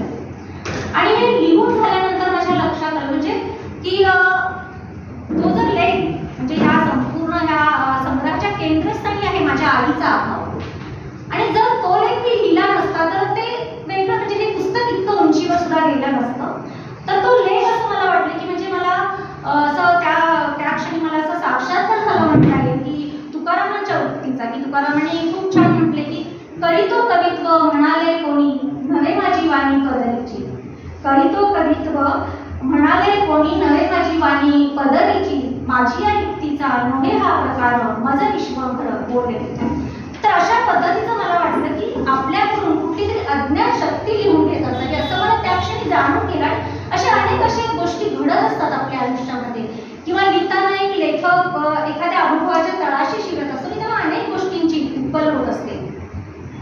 आणि त्यानंतर आता उल्लेख केलेला जो लेख आहे की सार्वजनिक शौचालयासंदर्भातला, हा लेख माझ्या खूप वर्षापासून डोक्यात होता. आणि तो लेख सुद्धा मी लिहिला आणि तुम्ही सांगितले की तो कुठल्या अंकाने छापला. तर हा लेख लिहिल्यानंतरही मला असाच प्रश्न पडला होता की माझ्या मुलींना मी वाचून दाखवला, त्यांना तो प्रचंड आवडलेला लेख. पण मी म्हटलं हा लेख घेणार कोण, आपण पाठवायचा म्हटलं, कारण तुम्ही सांगितलं तसं आता ही परिस्थिती बदलली नाही. अनेक संपादक आहेत जी दिवाळींकरची असतील, खूप मी तर म्हणजे 16 वयाचे ते संपादक आहेत. म्हणजे अनेक विषयांना त्यांच्या अंकामध्ये स्थानच नसतं. म्हणजे व्यक्त म्हणायचं एकीकडे, मग व्यक्त होण्यालाही बंधन की तुम्ही कशा पद्धतीने व्यक्त व्हायचं. तर हा लेख मी माझी एक मैत्रीण आहे ती प्रिया धारूरकर म्हणून आहे, तर तिला मी हा लेख पाठवला. म्हटलं कसं आहे बघ आणि पाठवण्यासारखं आहे का मला का अंकाला. तेव्हा तिने मला सांगितलं की अगं इतका छान लेख झालाय की माझ्या अनेक आठवणी जाग्या झाल्या आणि पण तू हा लेख कुठला दिवाळी अंकात घेऊ दे नाही तर नको घेऊ दे, पण हा लेख तुझ्या अंकात जरूर आला पाहिजे, म्हणजे तुझ्या पुस्तकात आला पाहिजे, म्हणजे आजच्या पिढीपर्यंत हे सगळं पोहोचलं पाहिजे असं तिला वाटलं. आणि खरोखर मला त्या क्षणी जाणून गेले की खरोखर हा लेख गेला पाहिजे आपला. आणि त्या दरम्यान मला पणजी लोकमतच्या संपादक आहेत अपूर्वा ग्रामपाते, तर त्यांचा फोन आला की संगीता एक लेख पाठव. मी त्यांना हाच लेख पाठवला, म्हणजे बघा आवडला तर घ्यायला तर सोडून द्या. तर त्यांचा मला पुन्हा फोन आला का वगैरे इतकं सुंदर लिहिलंयस तू की म्हणजे हे का नाही कोणी छापणार, मी नक्की छापणार आहे म्हटलं हे, आणि खरंच आजच्या पिढीपर्यंत पोहोचलं पाहिजे, आजच्या समाजापर्यंत पोहोचलं पाहिजे. आणि त्यांनी त्या लेखाला त्यांच्या अंकात स्थान दिलं. आणि माझ्या मुलीने ते वाचलं होतं, त्यांचे विनोदी पद्धतीने मी सगळं लिहिलेलं, त्यामुळे त्यांना ते आवडलं होतं. परंतु त्यांनी ते मला प्रश्न विचारला की तुम्हाला म्हणजे जगण्यातली जी महत्त्वाची गोष्ट आहे त्यासाठी सुद्धा इतका संघर्ष करावा लागत होता. तर मला आणखी तुम्हाला इथे सांगावंसं वाटतं की म्हणजे कलाकारासाठी म्हणजे त्याची जी निर्मिती असते कुठली, तर तो आनंद त्याच्या जीवनातल्या कुठल्याही आनंदापेक्षा तो मोठा असतो आनंद. आणि माझ्यासाठी सुद्धा, आणि म्हणजे ती जर कलाकृती मनासाठी जमून आली तर म्हणजे याचसाठी केला होता अट्टास असं वाटत असतं त्या कलाकाराला. आणि या संग्रहातलं जे काही लेखन आहे त्या संदर्भातही मला याचसाठी केला होता अट्टास अशा स्वरूपाची अनुभूती आलेली. इतकं ते म्हणजे माझ्या मनासारखं ते सगळं जमून आलेलं होतं. परंतु हा आनंद त्याच्यापेक्षा आणखी थोडा वेगळा आहे. तो वेगळा असं अशासाठी की आत्ताच उल्लेख दिला की मला हे सगळं मोकळेपणाने लिहिता आलं, हा तो आनंद होता. आणि हे इतकं निर्भीडपणे मला लिहिता आलं. म्हणजे खरं तर ही गोष्ट इतकी सोपी नव्हती लिहिणं. आपण बघतो की लिहिण्यासाठी मर्यादा असतात आणि स्त्रीसाठी तर खूप मर्यादा असतात लिहित्या स्त्रीसाठी. म्हणजे ती जेव्हा लिहिते काही सुद्धा तेव्हा समाजाला आवडलेली गोष्ट त्या गोष्टीचा ती नंतर विचार करते, त्याआधी माझ्या घरातल्यांना हे आवडेल का, ते आक्षेप घेणार नाहीत का, हे भीती तिच्या मनामध्ये असते. आणि मला वाटतंय कुठल्याही स्त्रीला असेल किंवा कलाकाराला असेल त्याला जर स्वातंत्र्य मिळालं तर त्याची जी काही प्रतिभा आहे ती आणखी चांगल्या पद्धतीने फुलून येत असते. आणि माझ्या बाबतीत मी असं, आणि स्त्रीसाठी असं असतं की जिला जे हे सगळं करायचं ती करतेच कुठल्याही परिस्थितीत, आणि स्वातंत्र्य ती मिळवते. परंतु हे स्वातंत्र्य सगळं मिळवण्याच्या ह्याच्यामध्ये तिची खूप सारी क्रिएटिव्हिटी नष्ट होत असते. आणि माझ्या बाबतीत असं झालं नाही, कारण माझ्या घरात अगदी मी भाग्यवान समजते स्वतःला की माझ्या घरामध्ये खूप मोकळं वातावरण वगैरे आहे, की माझे पती अगदी विचारांचे आहेत, आणि मुख्य म्हणजे आम्ही सगळेच एकमेकांचं स्वातंत्र्य जपणारे आहोत. आणि त्यामुळे मला हे सगळं इतक्या छान पद्धतीने लिहिता लिहिता आलं, व्यक्त होता आलं.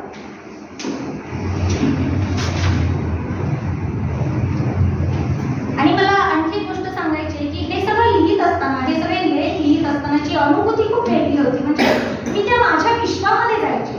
म्हणजे टाईम मशीनमध्ये बसून मी अगदी त्या काळात जायचे. मी त्या लोणंदगावात अनेक वेळा आले, ते साताऱ्यात आले आणि सगळं ते म्हणजे तिथली देवळं आहेत, त्या देवळांच्या पायरीवर बसले. मला माझ्या आजीच्या आजी या पुस्तकामध्ये अनेक ठिकाणी तुम्हाला भेटणारच आहे. तर मला त्या आजीच्या पत्रांचा वास आला. पुन्हा माझ्या आजोबा मला हाक मारायची, ती हाक ऐकू आली. माझ्या सगळ्या सवंगड्यांशी मी भांडले वगैरे. आणि माझी बहीण म्हणजे बहिणीचं एक खूप दुःखद निधन झालं. ती गोष्ट म्हणजे तेही मला एक थोडक्यात मी सांगते की अरुण शेळके आपल्याला माहिती असेल, ऋतुरंगचे संपादक, तर त्यांनी हा संग्रह वाचला आणि मला त्यांचा फोन आला. त्यांना प्रचंड आवडले हे पुस्तक आणि त्यांनी मला पहिल्यांदा तुम्ही म्हटलं तसंच की यामध्ये तुम्ही बहिणीबद्दल काय सांगितलं. अर्थात आणि तेव्हा माझी बहीण नुकतीच हे पुस्तक आलं आणि अगदी 20 दिवसात तिचं निधन झालं आणि ती अनेक ठिकाणी विखुरलेली आहे, पण स्वतंत्र तिच्यावरती लेख नाही. तर ती अनुभूती मला प्रचंड वेगळी वाटते. आणि हे सगळं लिहित असताना मला आणखी एक गोष्ट जाणवली की कुठेतरी मी आज जी काही लेखिका किंवा कवयित्री म्हणून तुमच्या पुढे उभी आहे, तर कुठेतरी ती सगळी मी त्या अनुभवातूनच घडलेली आहे. बॅक ऑफ द माइंड हे सगळं होतं आणि ते मला घडवत होतं आणि तिथून मी इथपर्यंत आज येऊन पोहोचलेली असं मला वाटतं. आणि आणखी एक गोष्ट मला जाणवली की माझी म्हणजे मी आतापर्यंत खूप लिहिले, म्हणजे 7 पुस्तकं आहेत आणि मी वर्तमानपत्रातून वगैरे भरपूर लेखन केलेलं आहे. पण लिखाणाची, ललित लेखनाची विशेषतः एक वेगळी शैली हे सगळं लिहित असताना मला सापडलेली आणि हे मी या लिखाणाचं खूप मोठं संचित आहे असं मला वाटतं. आणि मला आणखी एका गोष्टीबद्दल बोलायचं आहे की या पुस्तकात आलेली बोलीभाषा, तुम्हाला या पुस्तकात अनेक ठिकाणी बोलीभाषा दिसेल. तर मी खरं तर गेले 37-38 वर्ष मुंबईमध्ये राहते. माझी भाषा बदललेली आहे, तर तेवढीही बदललेली नाही. अजूनही मला ही सातारची म्हणून म्हणतात की ते ॲक्सेंट आहे वगैरे, तो राहतोच. म्हणजे थोडासा तरी त्याचा अंश आपल्यामध्ये शिल्लक असतो आणि मी ते चांगलं म्हणते की मला माझी सातारची ओळख आहे ती टिकवायची आहे. आणि मला सातारचे म्हटलेलं मला आवडतं, मला तो अभिमान वाटतो. कारण साताऱ्याने सरांनी सांगितल्याप्रमाणे महाराष्ट्राला खूप रत्न दिलेली आहे आणि त्या सातारमध्ये माझा जन्म झालेला आहे. तर याचा मला नेहमीच आनंद वाटतो. तर सांगायची गोष्ट म्हणजे हे सगळं लिहित असताना म्हणजे मी अगोदर ठरवलं नव्हतं की हे सगळं ग्रामीण भाषा वगैरे त्यात येईल, परंतु हे लिहित असताना ती सगळी संस्कृती, ती भाषा अक्षरशः माझ्या मनामध्ये बसतीला येऊन राहिली आणि त्यातून कुठेतरी हे नकळतपणे सगळं होऊन गेलं असं मला वाटतं. की मला अनेक शब्दांबद्दलही थोडंसं बोलावं असं वाटेल की यामध्ये कायकी शब्द आहे. अर्थात तो तुम्हाला इथे सातारा जिल्ह्यात भेटणार नाही, परंतु हा कायकी हा शब्द माझ्या आजीचा लोणचा आहे आणि ती बेळगावची होती. तर म्हणजे किती सुंदर शब्द आहे की कायकी, म्हणजे माहीत नाही असं पूर्ण नाही, तर कुठेतरी माहिती आहे, मी शोध घेते असं काय, ते माहिती आहे ना, ते वलय नाही त्या कायकीच्या ज्या अर्थाचे. तर मला वाटतं म्हणजे मी कवयित्री आहे, बेसिकली मी कवयित्री आणि मला माझं कवी असणं आवडतं. तर कुठेतरी ही कविता लिहित असताना आपण शाळेमध्ये शिकलेलो असतो की पर्यायी शब्द आहेत, पण कुठेतरी असं जाणवतं की पर्यायी शब्द नसतं, प्रत्येक शब्दाला आपली अर्थाची छटा असते. म्हणजे मला तर असं ब्लाऊज पीसच्या दुकानात आपण जातो तेव्हा असे शेपनुसार ब्लाऊज पीस लावलेले असतात, तर मला म्हणजे प्रत्येक अर्थाच्या तशा छटा जाणवतात की नेमका कुठला शब्द इथे हवा आहे किंवा कुणाच्या लिखाणातला तो शब्द उगीच आवडला शब्द किंवा चांगला आहे, अलंकारिक आहे म्हणून तिथे टाकलेलं असतं, पण त्या शब्दामुळे ते तुमचं फिसकटून गेलेलं असतं खूपदा. तर ती शब्दांची अर्थाची जी छटा आहे ती जाणवणं खूप महत्त्वाचं असते कवी लेखकाला. कारण तिथे तुम्ही कुठेतरी तुमचा प्रगल्भतेकडे प्रवास होत असतो. म्हणजे इतकं तुमचं वाचन आणि नुसतं वाचलं नाही पाहिजे, तर त्याचं चिंतन म्हणा हे होणं देखील गरजेचं असतं. तर भाषेच्या संदर्भात बोलताना मला आणखी एक गोष्ट सांगावीशी वाटते की माझ्या घरात 3 बोलीभाषा बोलल्या जायच्या. म्हणजे साताऱ्यात राहत असल्यामुळे सातारी भाषा तर होतीच, परंतु माझे आजोबा ते 32 शिकायचे, त्यामुळे ती सांगली जिल्ह्यातली भाषा होती. पुन्हा आजी माझी बेळगावची, त्यामुळे ती भाषा आमच्या घरात होती. म्हणजे तिचं आयुष्य संपूर्ण सातारा जिल्ह्यात गेलं, परंतु येतो जातो खातो पितो करतो हे असंच ती शेवटपर्यंत बोलायचे. म्हणजे कुणीही बोलताना ओळखायचे, कारण सातारा जिल्ह्यात येते जाते म्हणतात, तर तिला ओळखायचे की तुम्ही बेळगावचे का, तर तिने ती भाषा अशी जपलेली होती. आणि त्यांचे बरेचसे वेगळे शब्द होते की ते खिळ्याला मोळा म्हणायचे किंवा खांबाला डाम म्हणायचे. आणखी बरेचसे शब्द की टोपली, ते साधारण टोपली म्हटलं जातं भाकरीची, पण तिकडे बुट्टी म्हटलं जायचं. आणि आणखी एक वेगळा शब्द आहे की माझ्या मुलीच्या भाषणात आता तो शब्द तुम्ही ऐकला असेल की तेन हा शब्द. तुम्ही कदाचित ऐकले नसेल तर आता आम्ही इथून घरी जाऊ तेव्हा म्हणू की आम्ही साताऱ्याला तेन जाऊन आलो किंवा ती सांगेल मी भाषण तेन केलं. तर हा असा तेन शब्द तुम्ही ऐकला नसेल फारसा. तर माझी मोठी मुलगी कॉलेजमध्ये असताना तिच्या एका मित्राला म्हणून तिला विचारले का हे तेन काय आहे तुझ्या भाषेमध्ये, काय आहे हा तेनचा अर्थ. मग तिने मला विचारले की मम्मी काय आहे तेन. तर मग मला पण वाटले की काय आहे ते, पण सातारी माणसं शक्यतो मला काही देत नाही. आणि मी तिला म्हटलं की अगं ही आपल्या ना तुमच्या पणजीची तेन आहे. आणि खरोखर तिने अशा पद्धतीने जपले की 4 वाक्यात तरी आमच्या तो तेन शब्द येतो. आणि मला प्रचंड आवडतो तो तेन शब्द, म्हणजे मी काहीही म्हणते पण मी तो जपलेला आहे. आणि आणखी एक गोष्ट सांगायची आहे की म्हणजे आपल्या सातारी बोलीभाषेचा संबंध निघाला आहे.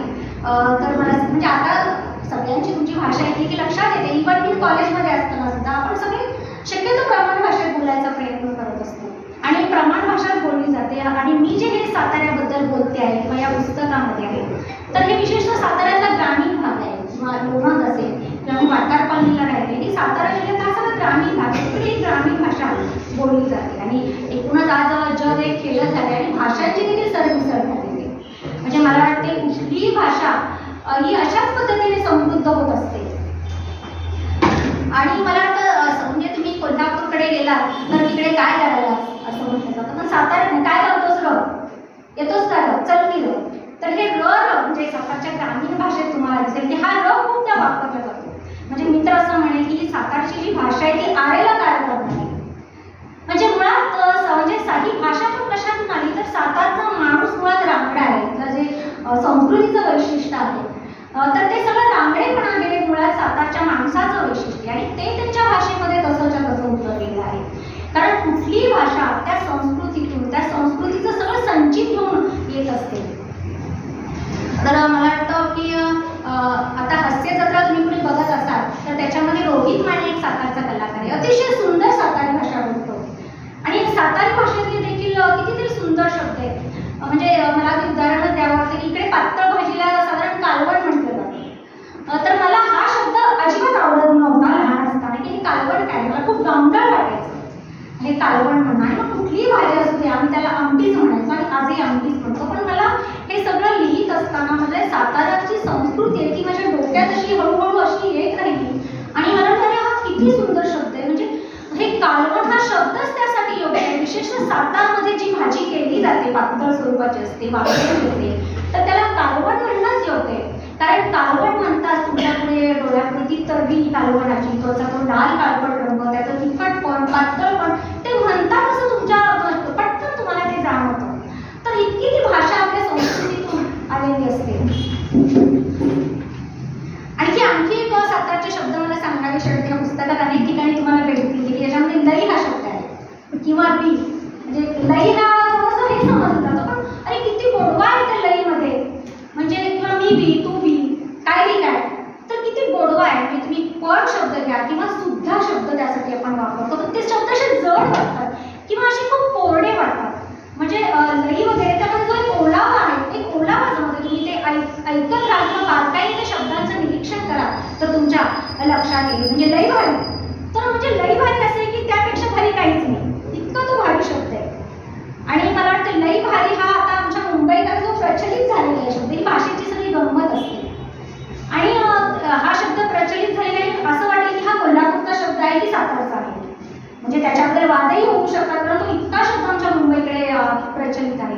पण मी म्हणते हा पश्चिम महाराष्ट्रातला शब्द आहे आणि म्हणून तो आपल्या सगळ्यांचा शब्द आहे. तर मला आणि भाषेच्या संदर्भात असं बोलावं असं वाटतं की शुद्ध अशुद्ध याबद्दल मी फारसं बोलणार नाहीये. परंतु कारण मी भाषा अभ्यासक नाहीये मुळात. हे जे माझ्या लिखाणातून जे मला ज्ञान झालेलं आहे किंवा मला उलगडा झालेला त्या संदर्भात मी बोलते आहे की आपण एकूणच प्रमाण भाषेला आपण मखरात बसवत असतो नेहमी आणि त्यावेळेस कुठेतरी आपण बोली भाषांकडे दुर्लक्ष करतो किंवा त्याला आपण हिंमत असतो. मला वाटतं हे कुठेतरी थांबलं पाहिजे. कारण कुठलीही बोली भाषा असते ती त्या संस्कृतीतून आलेली असते आणि कुठेतरी आपण जेव्हा याचा वापर करायचा टाळतो किंवा त्याकडे थोडंसं तितकंच नजरेनं बघतो तेव्हा कुठेतरी फक्त त्या भाषेचं नुकसान होत नसतं तर त्या संपूर्ण ती संस्कृती असते ती मृत होण्याचा भाषेतून नुसते शब्द प्रवाहित होत नसतात, तर ती सगळी संस्कृती प्रवाहित होत असते. म्हणून मला वाटतं आपण ह्या सगळ्या भाषा जपल्या पाहिजे. म्हणजे एक अलीकडे सोशल मीडियामुळे ह्या भाषांकडे बघण्याचा दृष्टिकोन बदललेला आहे. परंतु एक काळ होता जेव्हा मी स्वतः मुंबईमध्ये गेले, तेव्हा पटकन अरे घाटी म्हटलं जायचं, सातारच्या लोकांना घाटी म्हटलं जायचं आणि घाटी म्हटलं तर ते जाऊ दे, पण अनेक मुलांचं या भाषेमुळे नुकसान व्हायचं. म्हणजे त्यांना एक कॉम्प्लेक्स यायचं की मी बोलू का नको 4 माणसांमध्ये, तर त्यामुळे ही मुलं मागे पडायची. परंतु आता ज्या पद्धतीने बोललं जातं किंवा आता अभिमान वाटावा की मला बोलीभाषा येते, मला स्वतःला देखील अभिमान वाटतं की मला फक्त प्रमाण भाषेत मी बोलत नाही, प्रमाण भाषेत लिहित नाही, तर मला ग्रामीण भाषेतही बोलता येतं, लिहिता येतं. माझी भाषा कविता नाही आहेत माझ्या बोलीभाषेमध्ये, परंतु 2 माझे एक लेख आहेत की कथा आहेत की ज्या या बोलीभाषेमध्ये आहेत सातारकडच्या.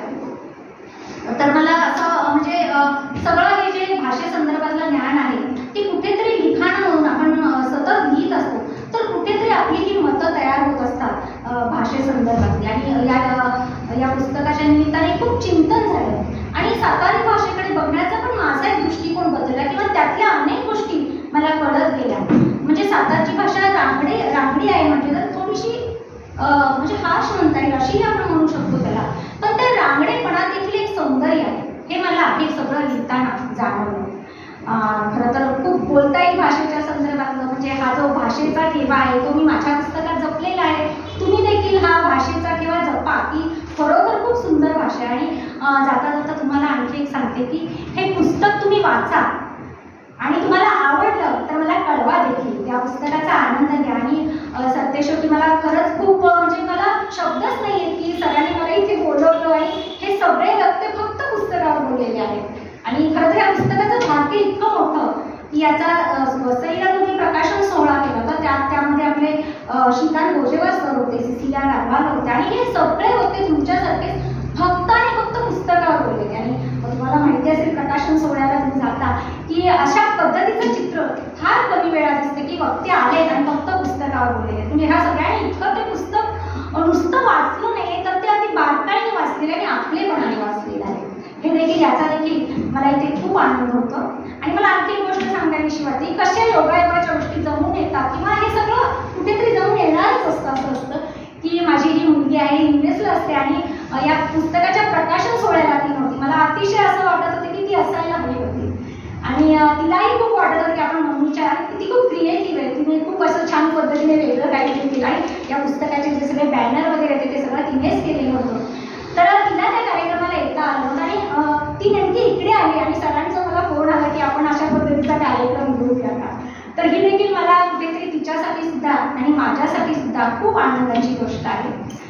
तर मुळात सरांचे मी आभार मानणार नाही तर मला खूप ऋणी वाटते आणि तुमच्या म्हणजे मी ऋणामध्ये राहील, खूप कृतज्ञता व्यक्त करते मी. आणि आपण सगळे देखील इथे आलात आणि माझं हे जे काही मला बोलायचं होतं माझं मनोगत मी मनापासून ऐकून घेतलं त्याबद्दल आपलेही आभार मानते. धन्यवाद.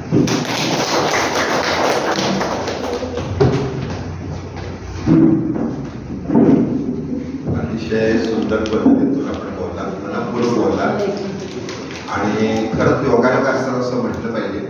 कारण मी सुद्धा केसरीमध्ये स्वातंत्र्य लढवून येतोय. अचानक ते कशा म्हणजे स्वातंत्र्य नवीन पिढीला कळावं. पण मला अशी पुस्तकं घेत गेली की मला भरपूर काही त्यातनं लिहिता आली. म्हणजे पुस्तक का आली मला तर तुम्ही म्हणता तसं काहीतरी एक शक्ती नक्की आहे की जी तुम्हाला मदत करत असतील असं मला वाटतं. तुम्ही कोल्हापूरचा उल्लेख केला, म्हणजे इकडे उल्हापूर म्हटलं आधी इकडे कालता म्हणायचं कोल्हापूरला किंवा सांडशी म्हणायचं किंवा ते राणीच्या तसे काय व्हायचं. तर हे जे आहे आपल्याकडे जे असतं ते येतच, बाहेर आपल्याकडं येतच असतं. मला असं वाटतं की हे एवढ्याच थांबू नये. जसा आम्ही एक प्रयोग केला होता, म्हणजे मध्य प्रदेशमधले साहित्यिक कवी आले होते आणि सातारा पुणे विभागातले आमच्या इथले कवी लेखक होते आणि असे काही कार्यक्रम केला होता. मला असं वाटतं, मला माहित नाही नक्की मुंबई साहित्य परिषदेचा हॉल आहे नाही, पण मला असं वाटतं की तिथल्या तिथलं आपण असं काही वेगळं जर केलं तर अशी आपली देवाणघेवाण इथल्या लोकांची होती. इथले लेखक तिकडे माहिती होती, इथले कवी तिकडे माहिती होती, तिकडची इकडे माहिती होती. असा काय प्रयोग आपल्याला करता आला तर मी शेवटचा एक कविता मला मिळाली जी मला असं वाटलं तुमच्याशी थोडीशी रिलेटेड आहे ती वाचतो आणि हा कार्यक्रम संपेल. नदी चालली सासरे असं तर नाव आहे. पर्वताने जन्म देऊनी केले अनंत उपकार, निसर्गाने वाढवले दिला जीवना साकार. चालू लागला ज्यांचा हात धरूनी मी धावू लागले, त्या वृक्ष लता वेली माझी बहीण भाऊ झाले. म्हणे तिथे बहीण भाऊ नको का सोडून जाऊ, इथेच आपण सारे मिळून आनंदाने राहू. माझ्या संगे हसत खेळत गुणगुणतात सारे, हे फुलपाखरू पक्षी आणि कवाले. ते पण म्हणतील थांब जरासी, चाललीस तू कुठे, पाहून त्याचा प्रेम निवळा नदीचा बांध कुठे. कसं सोडू या माहेरला निघत गेलं सारं बालपण, कसं विसरून ते क्षण सुखाचे, कसं मोडू मायेचं कुंपण. पर्वताने मग धीर देऊनी सांगितले, पोरी एक दिवस नदीला जायचे असते सागरे. पुन्हा एकदा बांध कुठला आले उडून, पायाला मग स्पर्श करूनी खोल मनी ओर ठेवूनी, नदी चालली सासरी, नदी चालली सासरी. अशी नदी सासरी गेली आणि त्यांचं आयुष्य सगळं बदलून गेलं. आयुष्य सुखात उन्नत आणि लेखनाकडे गेलं. त्यामुळं त्या संगीता मुले यांचं संगीत सातपुत्यात इकडचं आठवण सातपुते होतं. त्यांचं मी अतिशय अभिनंदन करतो. तुम्ही असं येत राहा आणि पुढच्या वेळेला या तेव्हा मी नक्की सांगतो तुमचं 200 रुपयाचं पुस्तक 100 रुपयाला देण्याच्या योजना आम्ही नक्की आखू की ज्याच्यामुळे तुमचं पुस्तक आणखी लोकांच्यापर्यंत जाईल. पुन्हा एकदा तुमचं आणि विशेषतः सोनालीचं या ठिकाणी खास आभार मानतो आणि हा कार्यक्रम संपला असं